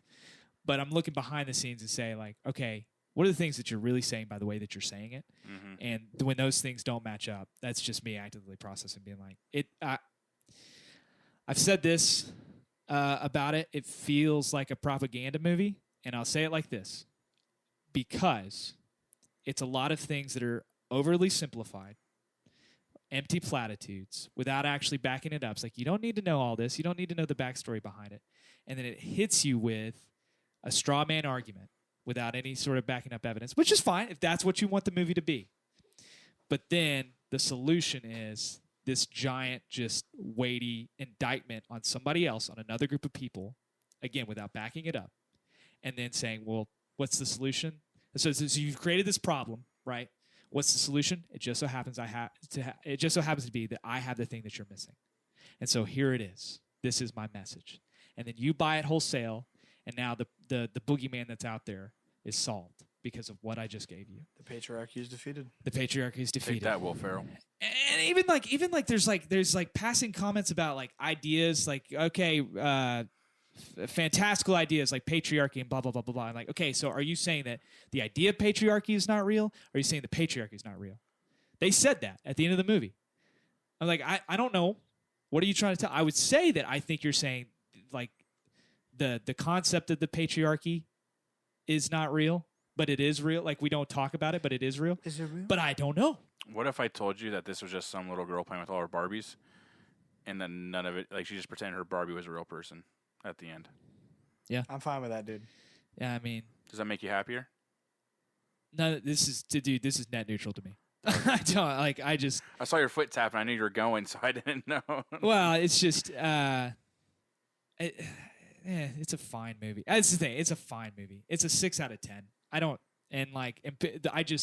I get irritated when people think it's a 10 out of 10 because it has a message. I'm like, dude, there's better movies than that. No, There's more it's movies. 10 out of 10 because Ryan Gosling does what he does in this movie. Even Ryan Gosling's physique, I was really uncomfortable. With I how didn't strong like he his was? pecs. His pecs had this weird. It was very weird. Maybe because it was like he I had wasn't bronzer looking, on. Bro, if he was built like that, he would have been playing better safety for the Titans. No, dude, he played No, Sunshine. he came out in What are you LA. talking- He played Sunshine for the Titans. I He love played those memes. Defense. I He played safety. love those Did he play memes safety? where it's No, No, he played corner. Did you ask Oh, if he I played- played safety? No. Him. I thought He played safety because quarterback. he couldn't catch. Yeah, well, I love that those memes where it's like, don't forget that he was a liability at cornerback. Yeah. So how do you we, put? Sorry, last question. How do you put the Ken genie back in the bottle? as Barbie? Yeah. Sexiness, apparently. Okay. All right. What? That's how they See, did it. So how do you put what is this? How did they put the Well, what's your Ken genie? What do you? You're ask? talking So, about like- like Ken not doing Ken again. right. I think he leaves Barbie Land just like Barbie did. I know they don't say it. I think he leaves and goes and discovers himself. I don't know how he becomes a person. I don't know what he does. I think he's doing a bunch of self-help right Well, now. men I aren't don't- people, so they can't. Yeah, I don't. The Kens can't. I don't know what that looks like, but he's working on himself right now. And maybe when he figures it out, who he is without Barbie, he'll be able to actually do a takeover and do it successfly and be like, yeah, horses because- were never because- the point. Because we're a fan of this Mojo Dojo Katsu house. Yeah. I mean, So Yeah. I think that's it. I think that. I mean, also he's kind of just a bumbling idiot, is what it comes down to. Because he says in the movie, he's like, "Yeah, once I realized it wasn't about horses, I kind of lost interest, anyways." it was a great quote. It was a It's great like- quote. Yeah. Yeah, I think he just goes and just tries to work on himself and does beach. And I really hope he doesn't do that in Barbie Land because he's in Barbie Land for Barbie and she's gone. Yeah, I think him and his arch nemesis are friends now. And Ken. Shang-Chi. Ken and Ken. I was trying to figure out what his name was, and I was Oh gonna my say gosh, something. dude, it's Ken? I know. It's Shang-Chi. I was gonna say Shang-Chi, yeah, Shang-Chi. yeah, it's tough. I didn't. And I know he kind of talked about the Will Ferrell, the whole Will Ferrell thing. I was like, yeah, it's fine. Well, I hot didn't take. like. I'm felt over like- Will Ferrell. I don't think he's that funny. He was in this movie because he's Will Ferrell. I don't That's think- not good enough. I don't even think that plot. I don't think that whole plot point needed to happen. Just felt weird. Yo, I do not think Will Ferrell's that funny. Yeah. The last thing I thought he was funny in was Elf, and like even like Step Brothers and stuff. I like John C. Riley way more. Step Brothers is super overrated. It's great, but it's I overrated. just Yeah. don't find him funny. The only knock, the last knock I have against it is when I do this to myself. I watch a movie or I read a book and I think this would be great because of course I'm the perfect writer, but I do think this is a missed opportunity when is it Aaron Dickinson? Boone? Oh. Yeah, Dickinson, whatever. The desk, the suit that's at Mattel, and he learns about. Oh yeah. And he yeah. goes up to the board. He goes up to the boardroom, and they're like, he's like, "Sir, we have a problem. Can we do a whisper? Can we do a Yeah. whisper?" And you have a game of telephone that could have happened, but then it didn't. I think it would have been funny. This is a joke. Like, I think it would have been funny if he whispers to each of these guys, like, "Yes, there's a Barbie out in the real world. It's causing a rift between." And then it comes out, and he's like, "My parking meter's gone." Yeah. He didn't expire. And he's like, "What? No." Like, I think that would be funny. That would have been great. That would have been really funny. But instead, it was like, well, why do we have to whisper? And I think Also- that was the joke. It was like, wouldn't it be funny if we made them whisper even though they didn't have to? And you go, yeah, but wouldn't it have also been funnier if you put a telephone game in this thing? Yeah. And it would have, like, And or then you maybe been a didn't actually callback to something that play was fun. telephone. Yeah, it was like, we've all played telephone, or two guys are telling them two different things. Yeah. It's just like, I don't know, man. Like, that's kind of how I felt. It was like, I understand the joke, but you could have been better at this. Yeah. It's just kind of I say Well, it's that not was, lazy. That was just yeah, you're right. I don't that say was I Will was saying Ferrell and lazy those writing. I guys the feel like whole it was time. like dim writing. I did like. just don't- I don't remember exactly what he said, but I did like when they were like, "What's it like over there? Is it everything you could dream of?" Even more so. It's like a angelic choir of 45. Do you remember what he says? Nope. It's just the most random Yeah. thing, but I lost it. It was so funny. Yeah. I mean, there's parts that I was like chuckling at. I was like, I get it, but Let's you do know. last thoughts now. Nah, that was on my this that was one. my last Okay. knock on it. I just All right. that was We need to move on because I got to be awake at 5:30. all All right. right. Oppenheimer. So anyway, we'll move it on. Oh man, Would you guys Ryan, all came for? Ryan, you haven't talked in an hour. You want to go ahead and? It was a really good movie, with the exception of 3 scenes that should not have been in it. And I'm hoping that there's- Barbie, so just kidding. Hopefully there'll be a way to get the India release version because that should make it PG-13. And then it's actually a recommendable movie once it has that happen. It says the F word more than once, right? Because that's all it takes to be rated R. I'm sure of it. PG-13 only gets one. I'm sure of it.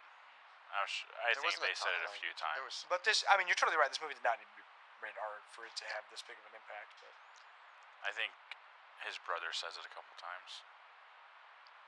And Matt Josh Damon Arnett. probably says it 300 Well, he times. says it.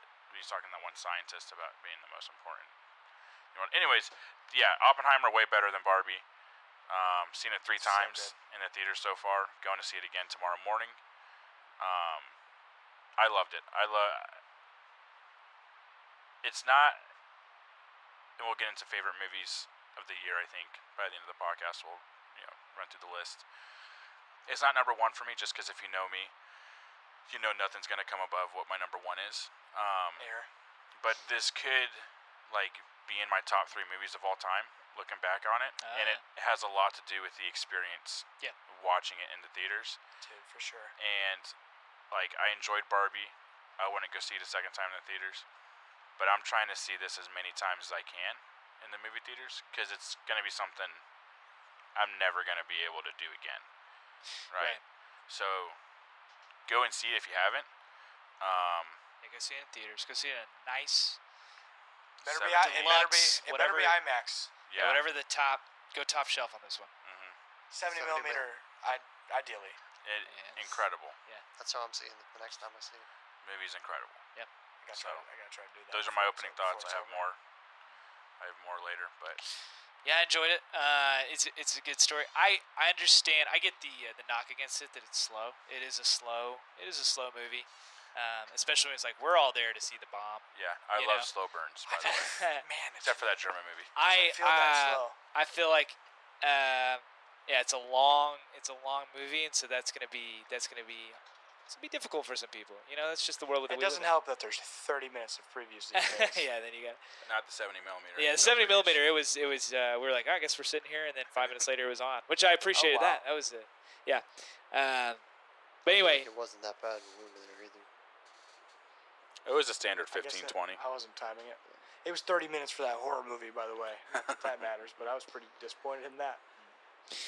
yeah, I think I enjoyed it. A lot of the story there were things that I kind of knew about, but I didn't really know. I had not read American Prometheus. I will now for sure. I'd love to, yeah. And just kind of just the fascinating tale of Robert Oppenheimer.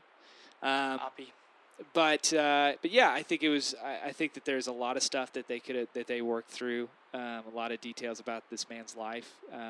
Things that I really resonated with, actually personally. Like that was the thing. It was like from a plot point of view, it was great. But then also I was just like, I don't know. There's some things that it was communicating. I was like, man, I I do smoke feel a it. lot of cigarettes. I do that a lot. Actually, I think I might be a communist. Anyway, no, but then we'll talk about this. But the way that just things turn up to an 11 after the bomb Sure. Mhm. is The third act is not what I was expecting. or the final act. So yeah. So I enjoyed that, and yeah, I think this is probably going to be my top movie of the year. Loved, like I said, Cillian Murphy. Loved Robert Downey Jr. Mhm. Josh Hartnett. I didn't even Yeah. recognize. I was like, what the? I mean, Gary is there- Oldman, Josh Peck. has there been Josh Peck? Rami Malek. That guy's so distracting in anything he's in. Rami? Those Yeah. stupid Dude, but eyes he- he gives you. But it's just spitting image of the guy that he was playing. Is he? It's wild. Yeah, There's quite a few of them that They they're looked real- almost identical. yeah. The only one that did not was I'll Florence look Pugh, no. Whose character was it? Kitty. I'll look it up. No, it was, She didn't look like the real person. No, it was the guy. It was the chair of the Senate committee. It was like, this guy doesn't even look remote. I think it was just kind of they mailed it in. But I'll look it up. But anyway, sorry. That's my thoughts right now. Marty, what do you got? Oh man, this movie's unreal. It's probably not my favorite movie of the year either. But Renfield. stop it. Did you got me hating that movie just because of our conversations? This is maybe the best movie I've ever seen. Mm-hmm. Like this is cinema as an art form, and this is Picasso and his best piece. Like every attribute that makes movies special and good and actually art, cinematography, framing, usage of colors, sound, anything you want to say. Literally every aspect of this movie was treated with love and care. I don't know if I've ever seen a movie with... we've seen movies with this big of a cast. I don't know if we've seen movies with this big of a cast where they all give maybe the best performance of their career. All 30 of them were just... Matt Damon blew me out of the water, and I've watched him do that to me a couple of times. The Santa Claus, the head elf guy. Yeah, Bernard. Bernard was... Yeah. Put on some weight, dude. Yeah. But like... Eating oranges. Jason Clark. Killing Yeah. it. I'm just naming people that I've seen Yeah. Jacob scroll through on the... Kenneth Branagh? That guy Yes. is incredible. What a surprise to see him, but killed it. With, talking Nolan, I just watched Tenet with my buddy yesterday. I've seen it before. Still never seen. It was his first time. And we were watching. He goes, dude, what the heck am I watching right now? I was like, I will never understand this movie, and that's okay to me. It's just fun. I don't even love it. It's just fun to watch. It's pretty to look at. I appreciate the music. They reference Oppenheimer in it. His name? Yeah, that movie is actually the reason that Christopher Nolan made this movie. It was because of Bob Pattinson telling him, kind of walking him through the story of Oppenheimer. Dude, Batman's the reason Oppenheimer became a movie? Neil. And that's what inspired him to put the line in the movie and to do this movie afterwards, was that conversation he had with Bob Pattinson on set about it. So thanks, Bob. When's the last time that our expectations for a movie were as high as they've ever been? And it still kind of exceeded expectations. I mean... The only one for me would be this year's Mission Impossible. Okay. Sure. The cast, though, is not... Right. Is not this. It's not the same. I definitely wasn't. I wasn't levels. Tom Cruise expecting. carries, I wasn't expecting As he such an ensemble cast. I was like, I don't know how much we're gonna follow Oppenheimer, but I imagine he's gonna be like a pretty focal point of the movie. Yeah. And yet, there was so many. I mean, just kind of just a Hall of Fame. Yeah, like all you the said, Hall Nolan of Fame. guys. Yeah. It was Except for Michael Caine. Except for our retired Michael pal. Caine. Michael Caine. Dude, I was trying to figure out if he was Truman. Watching, I was like, that doesn't look like That him. is Gary Oldman, the guy who played So crazy. played Churchill. That was And then he's Yeah. like, you know what? I think I'll do this. Commissioner Gordon. He's playing Stalin next, I hear. Yeah, dude, my biggest not takeaway from it, but in watching this movie, I was like, oh, dude, Einstein was still alive during this time. For real though. I was like, dude, this guy seemed like an 1800s dude don't to we me. think of Einstein? I didn't think about that. I didn't think of that with Einstein. I definitely thought that with Heisenberg. I was like, Oh, yeah. when did that thing go Sure. down? Yeah. You know, like, that was a long time Breaking ago. Breaking Bad fans rejoice. Yeah. Was he in Breaking Bad? No, I- Walter just the White. name. Oh, okay. I was like, who was that guy? He wasn't one of the Bryan twins. Cranston's in Oppenheimer? Wasn't one of the twins. Yeah. Even that dude. So his best friend, the communist guy. Yeah. What's his name? Man, they said his name so many times. Also, Yeah, it took me. like It the took Lucy Star- or- something. Was Oh his no, name, I meant to think. type in IMDb and I typed because in they called Immaculate it. Grid. It was one of his. I mean, it was one Yeah, of the the main cases whole- against Oppenheimer. Yeah. Hold on. Solinsky. Solinsky. It might be that. Because Zolinsky is Tommy Boy. He was also in Tenet, that's all I was gonna say. As I saw Sure. him in the movie, I was like, oh, dude, he was awesome in Oppenheimer. He's another Nolan guy. Nolan Yeah. friend.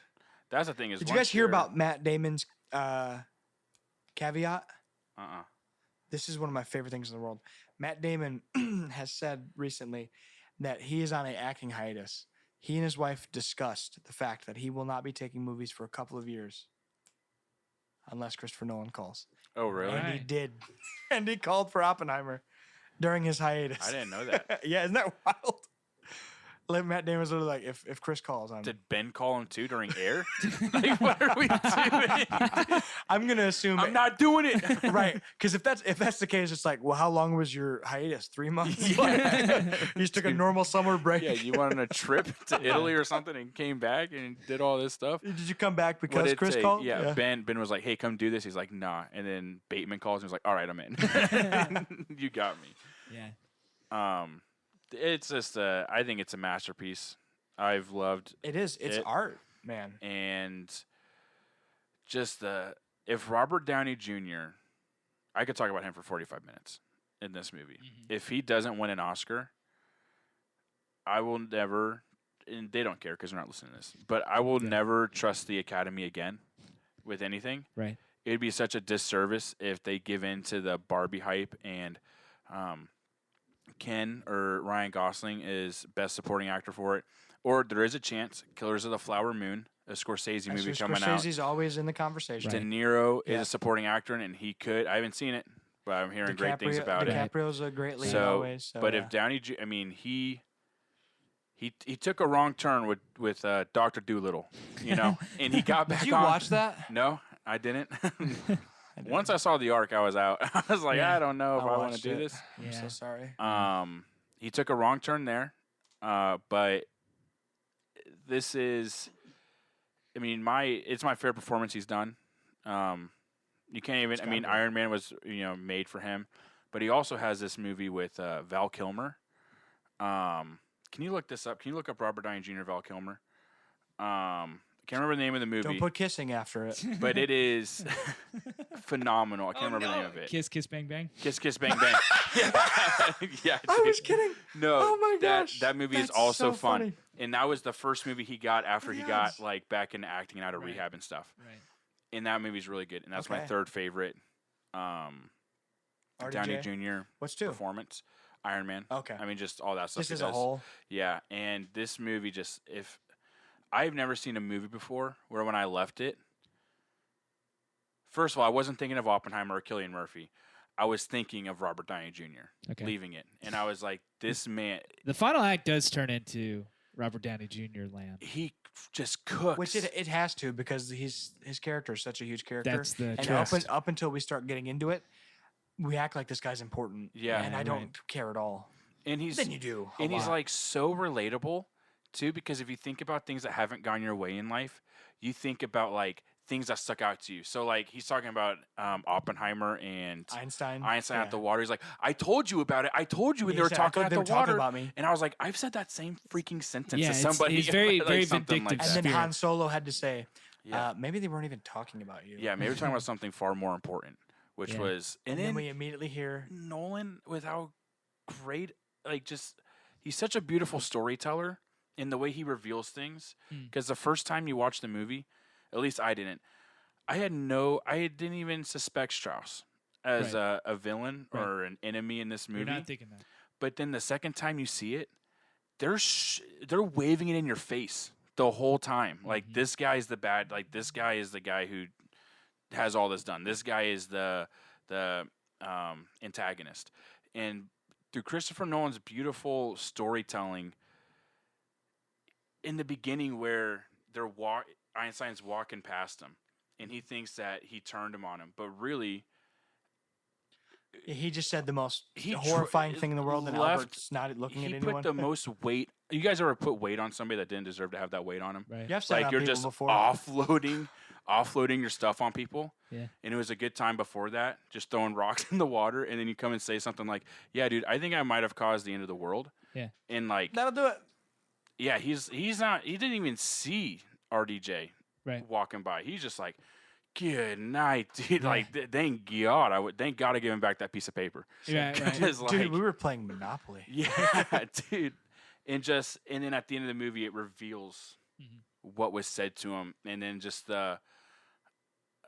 you see the brokenness in Oppenheimer because of what happened, and like that's years after the Manhattan Project, Right. and it's still weighing on him that much. I couldn't imagine that poor man in the rest of his life. Yeah, Well, that's kind of Especially after they used the thing twice. and he hears on the radio. Yeah, That's kind of they were supposed to call him. So that's kind of that. It's interesting from a movie plot point. The thing that gets you in the door is the bomb, but that's not really what it is. Like what it's setting up, what the story of the bomb is doing is setting up the larger plot. That is, this is Strauss trying to screw Oppenheimer over for his own cabinet position, and you're like, oh no, wait, I'm in a much bigger story. Yeah. Like we're in something that and you don't. It doesn't really hit you until that final act of life, because so you go, good. okay, we did it, and it's like, yeah, because the whole time that I'm watching, like, this is great, but what's the antagonist? The antagonist time? Like Right. at first it was the Is it Germans, just the fact but then that it the was bomb like, well, exists? Germany's over. You know, Germany's finished. Which, shout out to them for just like Hitler's gone, like and not being like Well, and not then, dropping like a Hitler cameo. so or then you're something. like, oh, is it? Well, now we've got to use the Japanese, you know, for against the Soviets, and then you're like, all right, it's a Cold War race, and there's a bit of that. There's the communist subplot, but then you're like, no, it's really. And this is what stuck out. This is one of the things that stuck out to me. Is like the message of the movie is very poignant now because it is about the right to truth and free speech. And so, and for Oppenheimer specifically, kind of what I resonated with is that he has this duty to his country that he's fulfilling, but at the same time fighting for values he believes in, such as freedom of speech, freedom of assembly, those sorts of things. But then also knowing he's going up against the political system that is fighting that back. Yeah. Where it's like the government's like, yeah, he's our guy and he's doing this, but then as soon as we're done with this, there's going to be Strauss there to really throw him under And the bus. we did such a good job of like feeling that tension of like, Yeah. the second those bombs drive away, you're discarded, and you can see him. Not even it doesn't seem like a lot, but you can see him kind of like trying to cling on a little bit. Like, well, make sure you call me. And everything, and then he finds or out even on the trying radio. to tell them how to drop it. Yeah, Where we'll you take know, it from here. Exactly, and Dr. they're kind of shutting Oppenheimer. them out. Also, what I realized, I think the second time I saw it, and you guys probably picked up on it, the only thing that's present time is that hearing, Right. like the one that Yes. Robert Downey Jr. is a part Yeah. of. Right. For some reason, in my brain, Well, and it flips it because the present is black and white, yeah. and then the past is in color. But even when Oppenheimer took the position, that wasn't present. I don't think.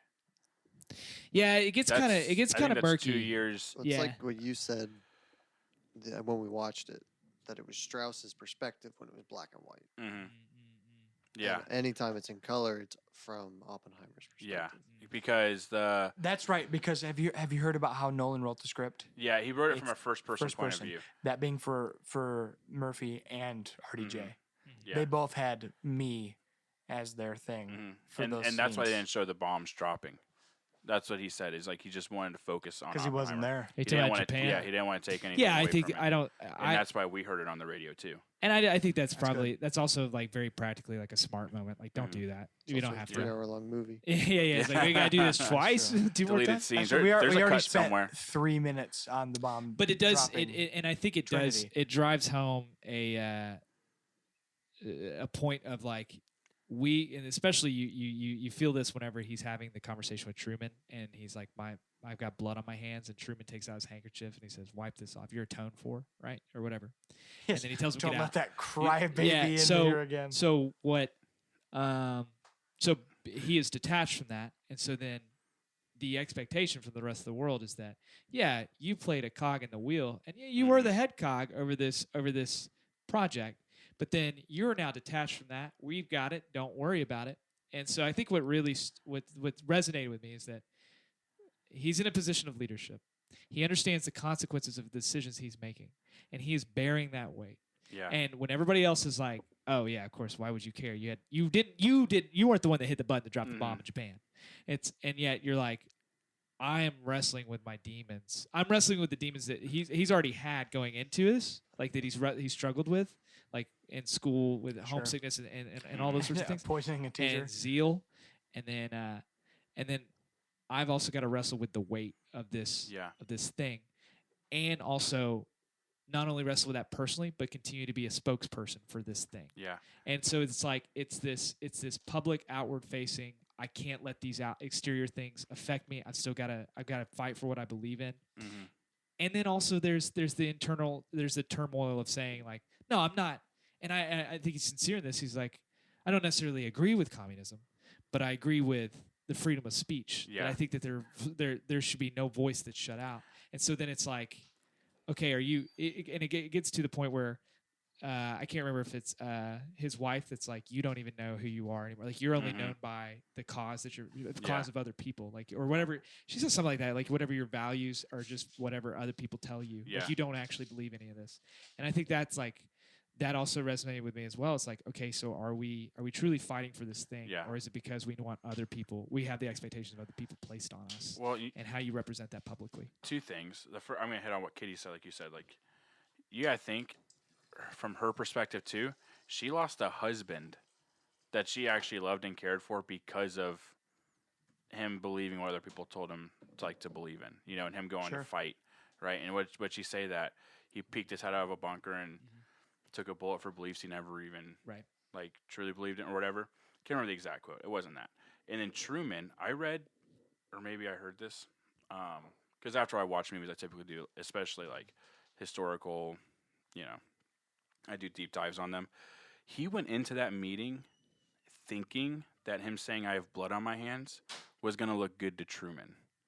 Was going to be like, I can't remember exactly what they're saying, but it was going to be like he thought he should still have a place and everything. And he was far more important than what the government viewed him as. It wasn't an admission of like guilt, but it was like a, hey, I'm in this as much as you are. Give me more, like basically like I want to do more stuff, kind of a thing. And or have a higher rank or whatever you want to say. I don't know what that looks like in the science world and all that. Yeah. But and then Truman was like, dude, this isn't about you. It's about like they don't care about who built the bomb. They care about who dropped the bomb. Yeah. Like and just like you're saying, like it's not about you, bro. Here's a towel and hit the road. It's about America. Yeah. Interesting thing with that, apparently, at least when they dropped the first one, most of the people on that plane didn't even know what they were doing. Yeah. Nice. Yeah. There was only one or two people on the plane that actually knew what they were dropping. Dude. But then they found out. They found out as they're flying away from the thing, and everything just went white. And just bright. Like, so what are we dropping? Just some lean leaflets? over. Hey, sunglasses? Can you put these on? What's this sheet metal glass? These sheet metal glasses. Dude, I'll start thinking about this, and I don't know if you guys have listened to the musical Hamilton or anything, but really Strauss and Murphy are kind of, it's like a Hamilton and Burr story, which that story is such like a relatable thing. Somebody in your life you feel like it's always, advancing, and you're not. Where like, it to me, Strauss is kind of like Burr, where he sees Cillian Murphy and he's just like adored by everybody. And he's making these career advancements, and he's kind of reckless with the things he's doing. And Strauss is calculated, political, and he's not really moving at the same pace Murphy is throughout the movie, or Oppenheimer, I guess. And then it comes to it ahead, really, when there were a few times Hamilton embarrassed Burr publicly, and the big one being, don't vote for him. There were a few times where Oppenheimer embarrassed Strauss publicly. One super public at that hearing or whatever that was. The other one with the board. And the third one, not so public at all, but the one that pushed him over the edge was the lowly shoe salesman. That's comment. The one that sent him, and it's like, I'm done with this guy, basically. And even the little, I don't think it was a jab from Oppenheimer, but when he's like, this is the most esteemed job in the country or in the world, for physics. And he's like, I get it. The house is over there. Yeah, he's like, I get it. It's just stuff like that where he's like, he's not appreciating what I'm he says, what I'm doing. I said I'm considering it. Yeah. Right. And so it's just that thing that pushes him over. And then he goes into this free fall where he's like, dude, this guy, like, he doesn't even know who he's messing with. And if he just swallows his pride and doesn't do anything about it, he's probably where he wants to be at the end, right? Because there's not the scientists don't come out and say, well, he had this personal vendetta against Oppenheimer, and he treated him poorly and all that, so he probably has his seat. Yeah. And if he just would have, like, you know what? Oppenheimer is the And even you go back and you hear him like, "Have you ever studied physics?" Right. Right? And he's like, "No." Never had time for it. Exactly. And Oppenheimer just kind of like prawning at him. Is that the word? You're like Prodding? prodding him. Prodding at him. Yeah, yeah. Yeah, where it's just the whole time, and he's probably already like he doesn't like this guy that much, but he just wants him because it's Oppenheimer and it's namesake. Right. And he's already got Einstein there, obviously. And then just those few things push him over the edge, and it's just like one of those things like, you know, he thinks keep your friends close, your enemies closer. Yeah. And then he really starts going at him, and Keep your friends close and take your enemies toaster. he's- Jacob, you're saying? He's an outsider. He's expendable. He has like at any point he's like, man, I could just bring up his political affiliation and take him down.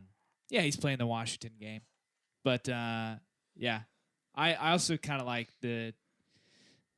It feels like for a lot of things, just as this movie portrays Oppenheimer as being a very sincere, a very troubled individual, but then also sincere. Like you know what he's going to come out and say what he believes, and I think there's something to that. Like when you're there's a sincerity to the way that you're living, and yet trouble seems to find you. You're like, dude, I'm just trying to stay in my lane, and then it's like, now granted, this lane was very, very volatile.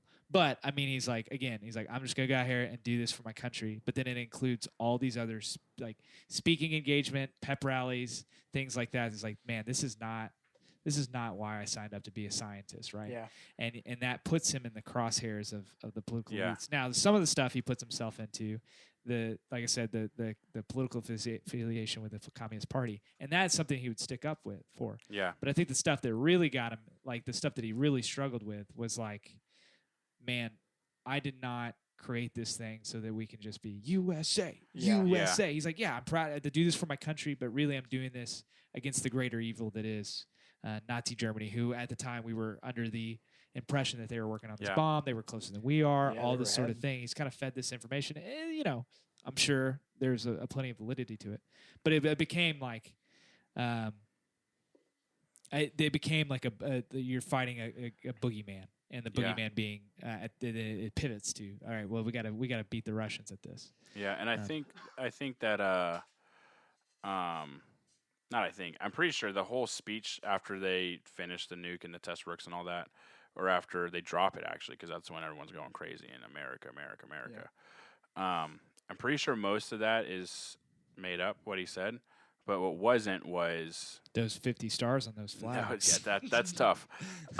Was he actually said, you know, I just wish we could have used it against Germany. Germany, yeah, that was like real what he said. I don't know if the rest of it was or not. The supporting cast, incredible. Teller is scumbag, snake, dude. He's just a trash. His wife, you know, everything in those hearings, is like word for word, basically. I bet it. Yeah, I wondered. They just took it straight from the file, basically. I'm sure.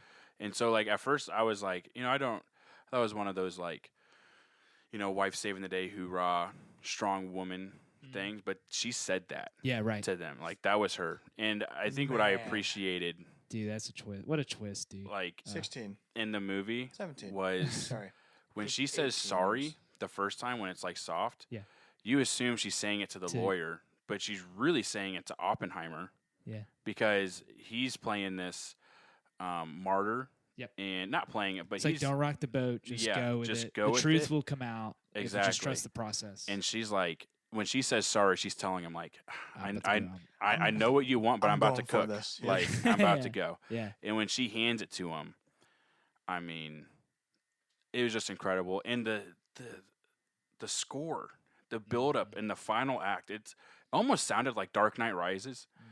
But that's also Nolan. You know, he likes that kind of sound. But just, I love the score with the visual effects.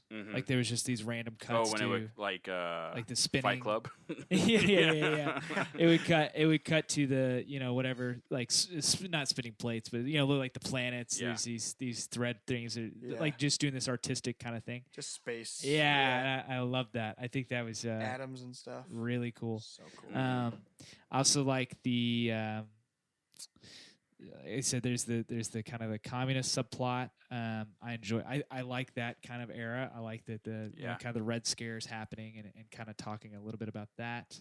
I like the arms race that comes out of it. Not necessarily. I mean, both within like the Cold War. You think Soviet that's why Union Call of versus- Duty Cold War was the free game of the month last month? Yeah, Dude. for sure. Dude, that scene when they're meeting the committee, Yes. and he goes, "They have a bomb," and he's Yeah. holding it. I was like, "Oh my goodness." Yeah, so I think that I like that, the pressure of, hey, we got to continue the arms race because they have one, and then it's like, well, it's not even that like we're building more of what we just made. We've actually got to try and make something totally different. Mhm. That it's like, because there's the Oppenheimer's like, okay, cool, we didn't destroy the atmosphere with this one, and then you have your buddy being like, yes, but what about this one? Yeah. It's like, no, we should just stop where we're at. It's Yeah. like you keep pushing and pushing and pushing, and I have a question.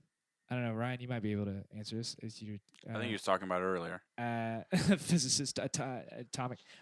So the insinuation, they're talking about the hydrogen bomb, setting off the hydrogen bomb, and the next thing you know, there's the imagery of the map, the world map underwater, like it's covered in water, right? So from what I have seen, if they were right, Yeah. we cannot build an atomic bomb big enough to set the atmosphere on fire. Okay, but were they insinuating that with a hydrogen bomb, it would literally cover the world? Like, What their fear was, and this was even with the first one, yeah, is it that the nuclear reaction would not stop. a chain and reaction, It would Chain chain reaction. with the reaction hydrogen through the entire or atmosphere, the nitrogen? Yeah. which would burn the atmosphere off and would turn the planet into a sun. Okay. Dope. However, if the video I saw was accurate in this front, you cannot build a big. You could build if you built the biggest one we could, and then there was one more particle added into the ocean water, you would have trouble. Oh. So there's another particle you need in the entire ocean for it to actually happen. I'll put it there. I was gonna say, who's Car looking batteries. for it? Somebody's Mission Impossible. Just throw your car batteries in there. But No, so I just had- mathematically, they were on the right track. Yeah. With the potential, but they were way off, which is why they kept saying, and they It's they near have zero. said, and what they actually said historically was, it's a near 0% chance. Right. That's how they went into it. And I think that's and also Teller was a prima donna. yeah, I do think that even shows, like, even in man's hubris, the things that we fear the most of how much we can do is like, man, you can't. Not only are you really underwhelming in like what you think you can accomplish, but even the things that you're afraid that you might accomplish, Mhm. it's like not even close, Yeah. dude. Show your ego, yeah, man. Yeah, So yeah. they set one off in a test. I don't remember the date, but it was 20 or 30 years after this. Right. Over in the Pacific. Yeah, in the Philippines. And Godzilla. they accidentally set it off 3 times bigger than they were supposed to be. That's wild. They miscalculated what would happen because they had an element inside of what they were doing that under normal circumstances took like a second to do something. Right. And once it did that, it was burned up. It was done. Right. The problem with an atomic weapon is things are happening at the milliseconds.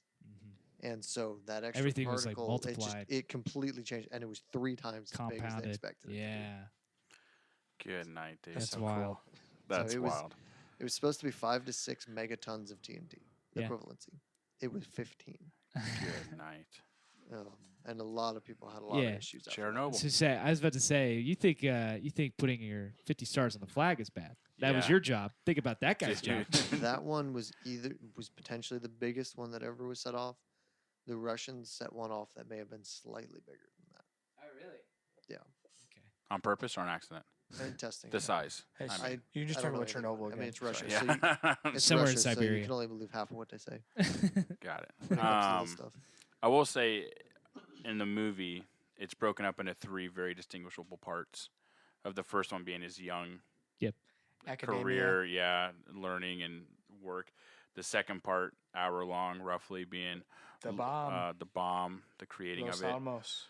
Nuketown, sorry. And then the third of it, my favorite part, being the third act, and just Court drama. like that's where I think Nolan cooked more than anything. It's just so good. And again, if Robert Downey Jr. doesn't win an Oscar, I'll be I mean, who's supposed to compete with him? devastated. like I mean, you said, it's Robert- Gosling right now. Yeah, I think we're pretty safe. I don't know. I can't think of any other Gosling movies did that do a have great come job as Ken. He was the best part of the movie. But out. But again, like I said, Killers of the Flower Moon, that movie could I I had some this. issues. I had this dumb thought. I was You also watching think it. Einstein wasn't alive? No, then? dude, I know my history. He's just like, No, dude, I'm not an Just idiot. a I was ghost the whole time. scrolling through social media, and there was this story of the headline that was like Oppenheimer's grandson Yeah, I is saw not that. was not happy About with the apple. the apple scene. Yes. And my dumb brain, first of all, saw a picture of Cillian Murphy and went, Cillian Murphy's got a grandson? And then I went, no, stupid. It's Oppenheimer's grandson. And then I went, who cares what that kid thinks? Oppenheimer's grandson's late 40s. So legitimately, I thought Oppenheimer's grandson had to be like, 12 And being a like, straight I don't hippie think dude. Grandpa would have done that. And I'd be like, I don't care. That was kid. actually something, maybe not like that, but something. It was something that actually akin to that. happened. It was. Yeah. He had thought about it, and it was like kind of an urban legend that he had considered, but it was not. It was not cyanide. Yeah, It was. it was something that I read. It wasn't gonna like kill him. He just like Whatever it pee on was, or something. it was gonna make his Give him the runs or something. 8 hours pretty unhappy. Yeah. But his allegedly, if the whole thing is true, Niles Bohr, his idol, actually did almost eat it, and he'd have to pull it out of his hand. So that Nice. is true that he got it right before he ate it. Might not have been in his hand. It might have been on the table. Wormhole. Yeah. You can't. Yeah. You can't exactly. It's not. It doesn't quite hold the same gravity as if he takes a syringe of like poopy poison and puts it in Yeah. there. Be like, He literally just peed on that the turns apple. that turns him from like a zealous maniac to like a menace. Yeah. Like he's like, yeah, I just don't want you to have diarrhea. Turns out Oppenheimer is the worst. I also thought it was cool he had relationships with all the, As physicists. many women as he did. Well, no. I'm talking about all the other I'm just people kidding. who did what he did, like Yes. overseas. Like it was cool seeing that, like in Europe. It and all was. that. I mean, we really had. I mean, this was our own Avengers, and just then him bringing being everyone like, together. "Hey man, Heisenberg, like don't mess around, bro. We gotta get on this because Heisenberg will figure it out." Isn't that a bummer that we saw him at the beginning and he was like, "Hey, big fan of your work. Let's write together. I gotta Yeah. go back to America." Yeah, I did. But I like that. I like Yeah. that. No, I did. I'm I just like. kidding. It's a bummer. I mean, it's Yeah, right. incredible. Also, It's that it happened. incredible. But I kind of like because you do. You It was get, one of my like, favorite parts of the movie. at the Honestly. beginning. Yeah. You see, like Einstein. Oppenheimer, and then you see Oppenheimer meets Heisenberg. You're like, Frickin' what? I know that Heisenberg, guy. dude. He set the airship Yeah. up, and then and he did. And then you see. They hit the brakes too hard or something like that. I don't. Indiana Jones. I watched dude. a whole documentary on it. And then Niels That's a big Bohr. Led Zeppelin fan. That was Niels Titanic, Bohr and all actually. these guys, and I don't know. It was kind Amelia of Earhart. it's kind of a hall of fame of Mhm. scientists, but then it did a really good job of Makes me making wish I cared about scientists this much anymore. it made the world seem really small, like it was a Yeah, community. sure. It was a tight knit community, but then it was torn apart by the war. It put them oceans Mhm. apart, Yeah, man. and I really like that. I was expecting Charles Xavier, but he never. Yeah. he never. Yeah. It's He never interesting showed up. how many of the scientists involved in the Manhattan Project were actually potentially communists. Right. Yeah. That's true. That was remarkable. Like, Yeah. Jason Clark had a big issue with that, dude. He smelt it. Ben Affleck Yeah. smelt it, dude. He was. Oh, speaking of Ben Or Affleck, Casey Casey. Affleck. Sorry, Casey Dude. Affleck smelt it. I remember when that started. I think I was talking to Mark about this last night. I recognized the voice when he was like in it. I was like, that sounds Can't so be- familiar.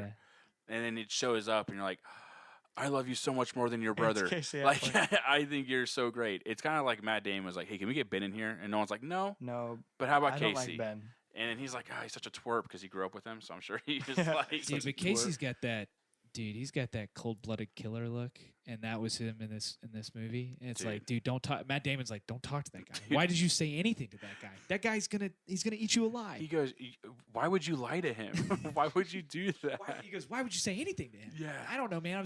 Oppenheimer's like, I was trying to do the right thing. He's like, by lying to him, he's like, by protecting people who are innocent and might get involved. Mm-hmm. And that was to me like oh, he is torn. Like he feels for these people, Yeah. but he's struggling to figure out his place in this grand scenery where he wants to protect his people, but it's like, dude, you got to just go and do Yeah. this, And going back to Nolan's like filming and how creative he is and layering the stories, when he has them in there and they're talking and they're testifying, and it sounds like they're testifying for Oppenheimer, like his friends, and it's like, Teller's like, I'll have to see cold hard proof that he was not a loyal, citizen, and like that's all you see. Or Matt Damon's talking highly of him, Yeah. and then it has 45 minutes later in the movie when they're unraveling everything, it shows the rest of it where it's like, I wouldn't clear him based on what it is. And then Matt Damon follows up with like, I don't want anyone to believe that I think he's like a threat to the country or whatever. That was so or that good. he wasn't. Those moments. Yeah. He said, He well, also or based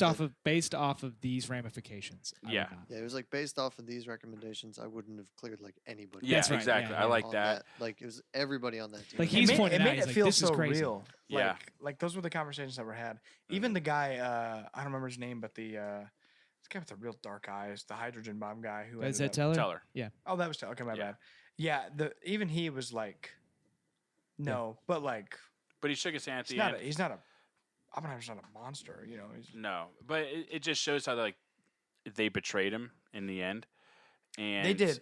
They I do did. think that there's a lot of that's a group think thing where like you get into an organization or a job, a company or whatever, where you're like, this is the way that we do things, and you have certain people that are like, yeah, man, that's crazy, but that's just what we do. Mhm. And then the person who takes the fall is the guy that's on the fringe, and even though they're like, and then it takes somebody with an agenda to really like just pigeonhole him. Yeah. And even if you bring in guys who are his friends, who take his back and are willing to say, hey, the system's crazy.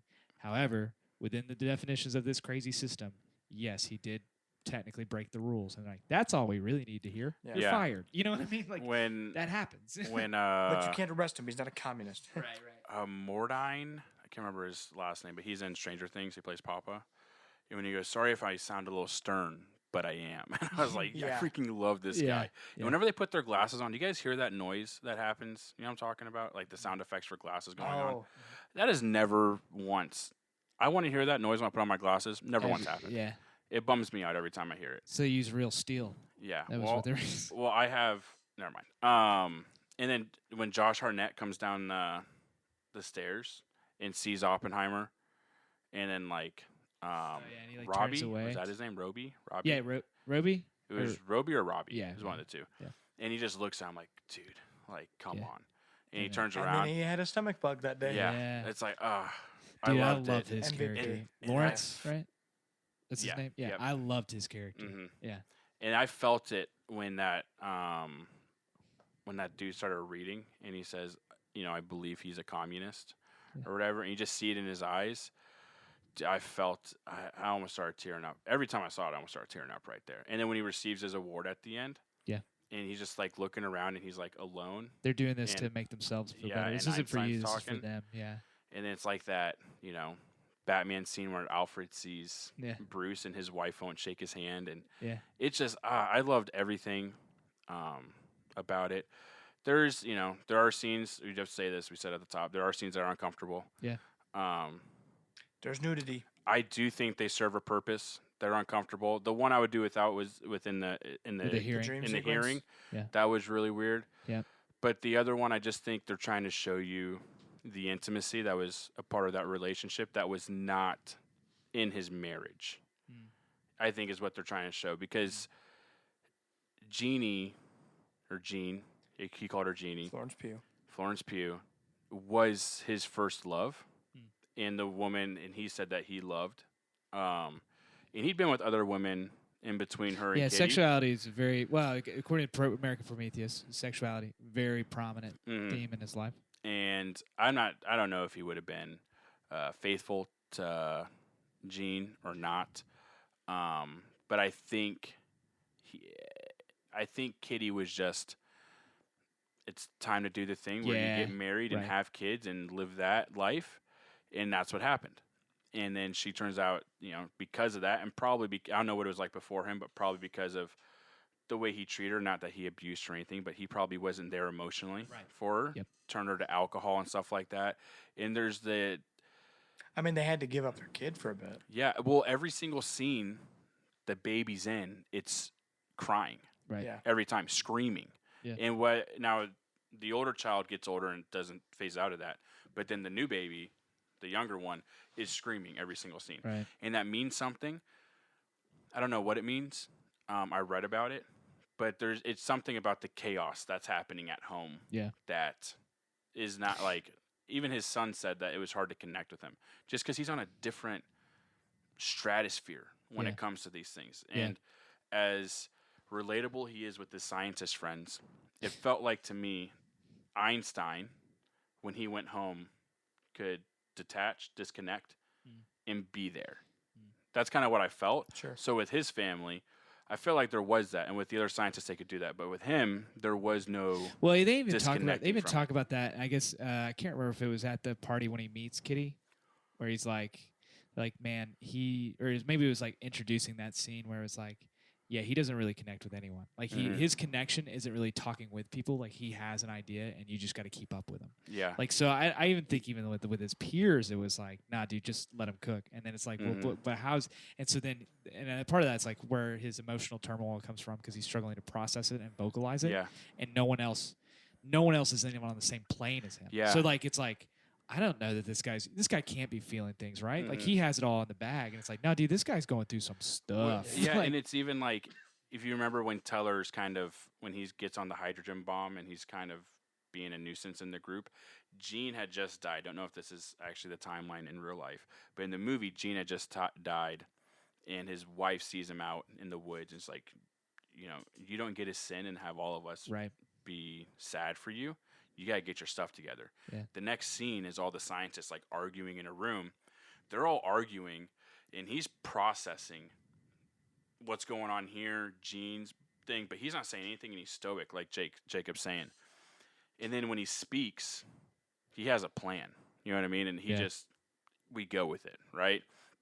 So it's probably that same thing when people are looking at Oppenheimer during that time, probably like, was Aren't this you gonna guy? do anything? Yeah, like Aren't you you're gonna in say charge of something? this thing, and he's processing all this internally, and just he goes. Yeah. And Yeah.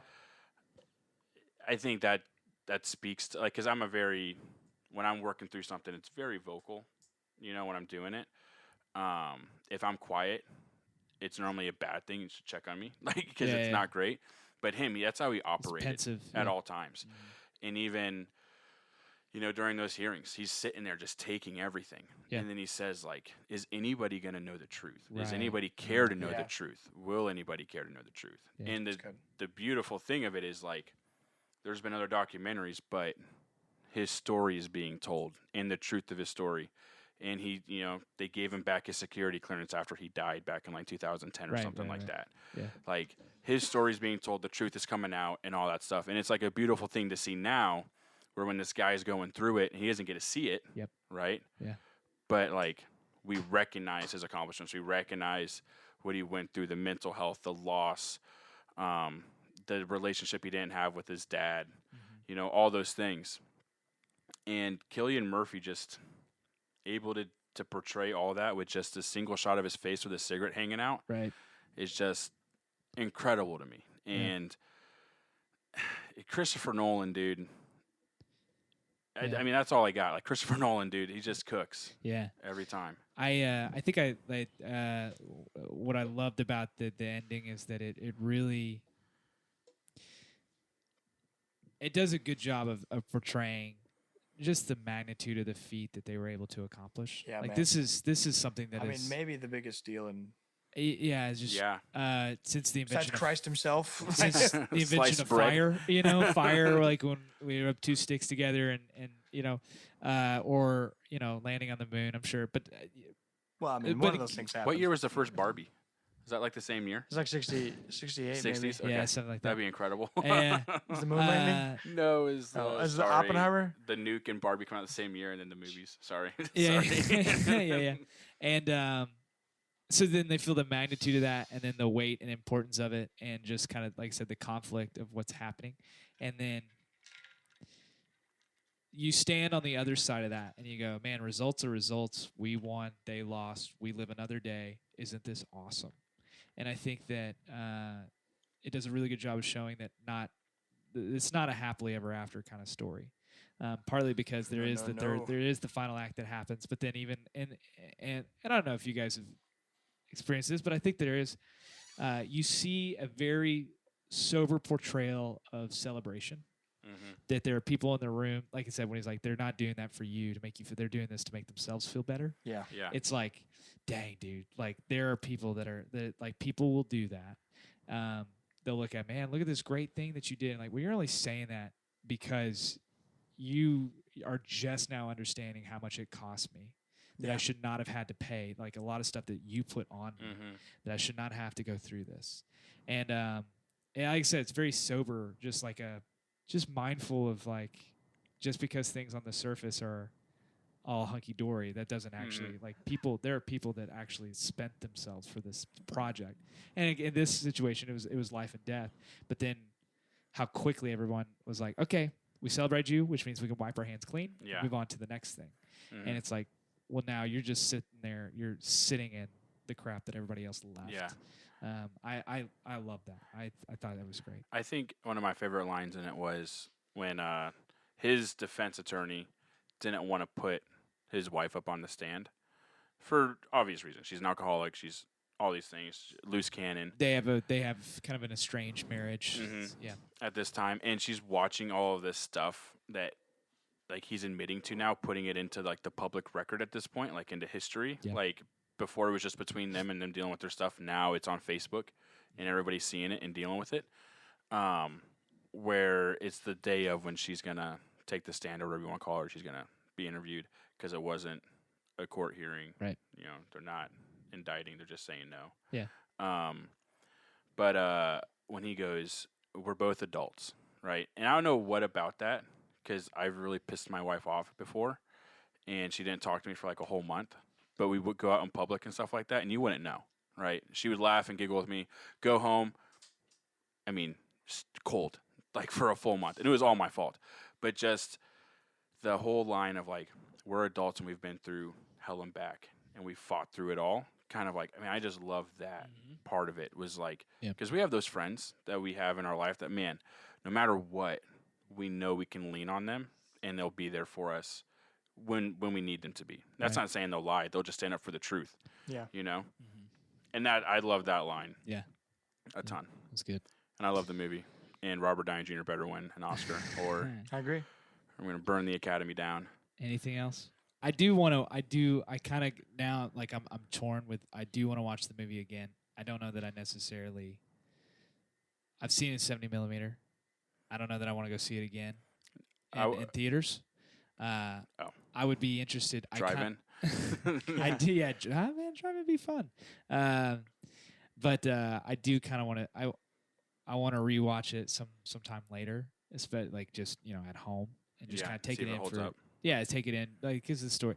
I think, even though I think that that's probably, for me, that's what stuck out the most, was the script and the characters and the story. I love that. I love the flashy, the very high-tech, all of that kind of stuff, like how cool it was.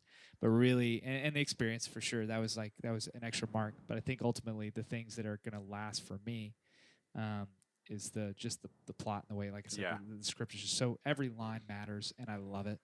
And so I'll probably come back and revisit it, and hopefully it still holds up. If you're like a movie theater person, which I am, I'm not coming at you, Jacob. Yeah. But like, I am a movie, like 100%. I want my kids. And being Nolan able to go to is a movie theater person. Yeah. He said movies need to be watched at the cinema. So Go see it. Yep. In the highest quality you can see it. I think if your first time watching this, you got to. Don't watch it on the back of an airplane seat. Please don't do that. No, It's gonna be there. Don't click on it. The highest quality, and then go back and see it again, and just watch it slow down, and you'll appreciate it more than you did the first time. I feel like the first time I was more in awe, and the second time, aside from the tooth pain, I was like, that's where I was like, this is a masterpiece, kind of, Because when I walked out of it, I mean, Jacob was there with me. I think my jaw was like on the ground, and it's literally just because of all the cooking Robert Downey Jr. was doing at the end of it, where I was like, this movie was incredible. I wasn't even thinking of Oppenheimer. But that's all I have for the movie. It's amazing, and go see it in the theaters. You have probably 3 months because this thing's not going anywhere for a while. Hey, Christopher Nolan's gonna make sure that it stays that way. For sure. But All right. Marty, did you have anything? No, I like what we've All said. right. Are we doing movies tonight or no? We'll do our we ones got we've seen our this year. list. Yeah, All right. rank them real quick. We won't have Marty do the full.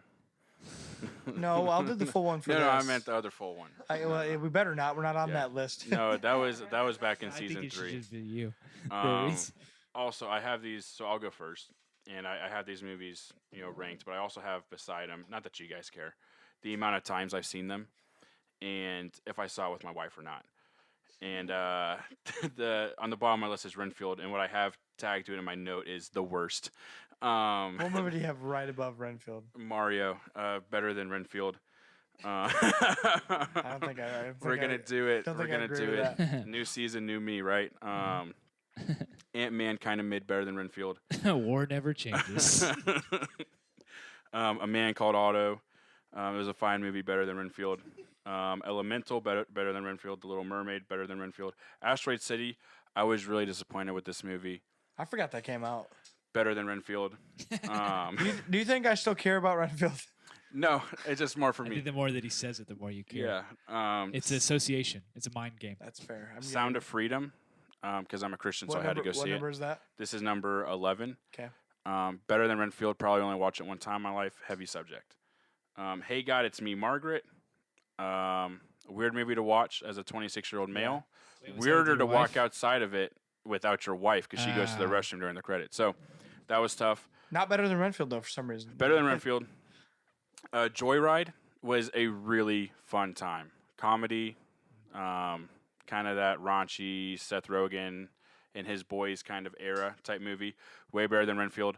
Barbie at number 8, better than Renfield. Air, better than Renfield. Creed, way better than Renfield. This is top 5 now. Across the Spider-Verse, so much better than Renfield. John Wick 4 at 4, better than Renfield. Guardians of the Galaxy, love this movie, favorite Marvel movie, way better than Renfield. I can't look at Marty when I say this. Oppenheimer, number 2 for me, 1,000 times better than Renfield. And if this other movie didn't come out in the same year, would have been my number 1 because I think Oppenheimer might creep its way into my top 3 of all time.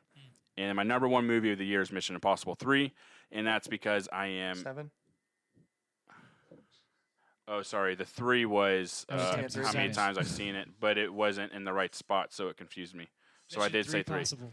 Mission Impossible 7, I've seen it 3 3 times, and incredible. I love it. Tom Cruise could be 89 years old and jumping over buildings and doing that run, and I'll go pay money to see him do it. So that's my list, and Nice. don't see Renfield, Don't see Renfield. please, for the love of God. That movie Renfield's come out fine, 2023. Renfield's fine, man. I feel like Tristan's been talking about it for months. He has. Renfield. He can't get over it. Yeah. No. So I have 8 movies on here. So at number 8, I have Ant-Man and the Wasp: Quantumania. I have 7, Creed 3, 6, Barbie, 5, Cocaine Bear, 4, Guardians of the Galaxy Volume 3, 3, John Wick 4, 2, Spider-Man Across the Spider-Verse, and then number 1, Oppenheimer. There you go. Yeah. I have 13. We've got The Pope's Exorcist. That's still dead last. 12 is Ant-Man. 11 is Mario. 10 is Cocaine Bear. 9 is Talk to Me, which is that scary movie. Oh. 8 is Renfield, 'cause that was more fun than Talk to Me. 7 is Creed 3. 6 is Barbie. 5 is Air. 4 is John Wick 4. And I didn't know if I was going to do this, but just as we were talking about it, I had to do it. So 3 is Guardians 3, 2 is Spider-Verse, and 1 is Oppenheimer. We're pretty similar. Real quick, when you said 7 is Creed, I was like, what the heck? And I was like, oh, I think 8 is Creed for me. Yeah, I was getting ready to argue him. I was reading through my list. I was like, I don't remember what Tristan's saying. Creed must have been pretty far down. It was like 9. Yeah. All right, Yeah, Ryan. Creed was All fine. right, I got 7. My list is very similar to Jacob's. All right. At 7 is Ant-Man. 6 is Creed. 5 is Guardians. 4 is Mario. 3 is John Wick. 2 is Spider-Man. And 1 is Oppenheimer. That's There right. you go. It's a good list. I didn't say this. I've seen 18 movies this year. I didn't say Yeah. at the top. I Sorry. know. I was like, man, how far are we going? My fault. Yeah. Yeah. You 18. kept saying better than Renfield, and I was like, I don't even know where we're at. anymore. I know that ruins the I list know. too well, much. Yeah, I'm still learning. I'm new to this whole podcast thing. But you know what, though? I'm Kenough, you know? We had, Kenough. Kenough. Enough. Kenough. So in a minute and 30 seconds, we'll break 2 hours for the first time ever. That's the goal. That was the Well, goal We tonight. just gotta wait. We gotta keep going. Wait some time. Um, well, let's talk updates. Yeah. Okay, so what's our next movie? We're going Ninja to- Turtles. Oh, sorry. Actually, so I'm down. I saw a trailer for it today. Are you in? I think I might be. Dude, in. let's You know what? The go. last Let's time you go. said no and laughed at me. I did, but then I You But said saw it it. looks- no. it looks I'm not so unique. 7. It looks, it looks like it's like Puss in Boots. Kind of, Yeah. yeah. Yeah. It'll be like near that high quality animation like Spider-Verse. or Puss Yeah, in I like Boots. it. Mhm. Yeah, I don't think it'll be as good as those, but I think it'll be great. Did y'all like grow up with the Ninja Turtles? Like, did you watch No, it I when don't. growing That's up? yeah. A little bit. I watched one of the live action ones. ones. I'm sorry. Oh, nice. Wait, I've wait, seen wait. all loved of them. it. Wait, the 90s live action ones or the Michael Bay live action ones? The 90s The ones were good. 90s. Yeah, They the were 90s good. ones are a Dude. lot of fun. Yeah. Michael Bay ones, not good. When Shredder basically kills himself because he's under a dock, Yeah. like he pushes the pillars and it lands. I'm still like, is this like a dock that's like in my backyard decaying in the pond? I don't Dude. understand. I was so into Ninja Turtles growing up. So Sure. yeah, the anime ones. You remember those ones? Like the 2003 ones? Yeah. Yeah, I was into those big time. that was great. Do you remember the one where Loved they them. traveled dimensions? Yeah, that Dude, was some of my It's one favorite. of the greatest things I've ever seen. Yeah. Now the other day I looked it up. So we went to Pizza Hut and they have their whole like teenage, Kind of like Post Malone with Canes. their Yeah. promo. Their- Yeah, their the New promo York Travis style, Scott with yeah. McDonald's or Grim or whatever. Grimace. Yeah, Grimace. Yeah, People dying. yeah, people. Yeah. So so then that got us a pretty lengthy conversation as to which one has the what color is the for each Ninja Turtle, what's their color headband and what's their weapon of choice. And I was like, I don't care about it. But the next thing I was like, yeah, I'll look it up. Yeah. And Oh, I then, could tell you right now. Yeah, oh, me too. could you? Me too. Donatello, bow staff, purple. Most staff purple, yeah. Uh-huh. Michelangelo, nunchucks, orange. orange. Raphael, red. Sigh. Sai. Yeah. And leader. Leonardo, blue, katanas. Yeah. And Casey then, Jones, hockey stick. hockey, that Brown true. wife beater. Yeah. April Yeah. O'Neil, Yeah. pad and pen. Yeah. And a weatherman. And then and then I was like, Master Splinter, he just wears a bathrobe and uses the force. Yeah. Voiced by Jackie Chan in this one. Yeah. Oh, okay. Looking forward to it. Uh, I already knew I wanted to see this, but I saw the last preview I saw for this. They were introducing all the mutants, and Mondo Lizard gives him a hug, and they go, "Mondo, quit hugging everyone you see." And it's Paul Rudd, and he goes, "Ha ha ha ha ha." No, and I was like, "I'm in." And so our next movie is going to go back to the list. The list. Yes. So which will be Star Wars. Return of the Return- Jedi. I Return almost of said the Jedi, but we can't just do that anymore because there's Return two of- of them now. That's right. Return Oh. of the Jedi. The good one. Excited about it. It's going to be good. Luke Skywalker. We could talk all about. Speaking of movies that were created to ship toys, Star Wars. Ultimate. I mean, that's That was the one. Yeah. that's Not why that it Barbie exists. was. There wasn't a Barbie's good very story to much tell fun. there. They just had toys. Yep. So Yep. They got to sell well, those toys. just kidding. No. I love Star Wars. I'm just kidding. Yeah. Yeah. After the first one, maybe, but not the first one. Whatever. Yeah. You want to talk about a story that pushes toys? Lord of the Rings. Okay. All right. Yeah, dude, I love those Hobbit figures. Yeah. All right, we ready? So tune in. Yeah. Tune in next week. All right, guys, we're never gonna do an episode this long again. Leave me alone. Somebody's right. got to do the outro. Yeah, I don't know that I can get it in one take right now, so we might as well just. Hey guys, you want me to You just try? want to outro the Well, episode? One take, I one haven't take, one actually. take. I haven't You got it. actually. What am I saying? We have Bye. not. Hey Thank guys. you for Oh my being- gosh, dude. The timing was impeccable. He wasn't even looking Jeez, at him. dude, it felt like we were doing popcorn prayer. What was that? All right. Oh, jeez. Okay, ready? We hope you enjoyed this episode of Three Dudes in a Movie podcast. If you'd like to learn more, subscribe, leave us a review, and follow us on Instagram and shoot us an email. Love you guys. Have a great night.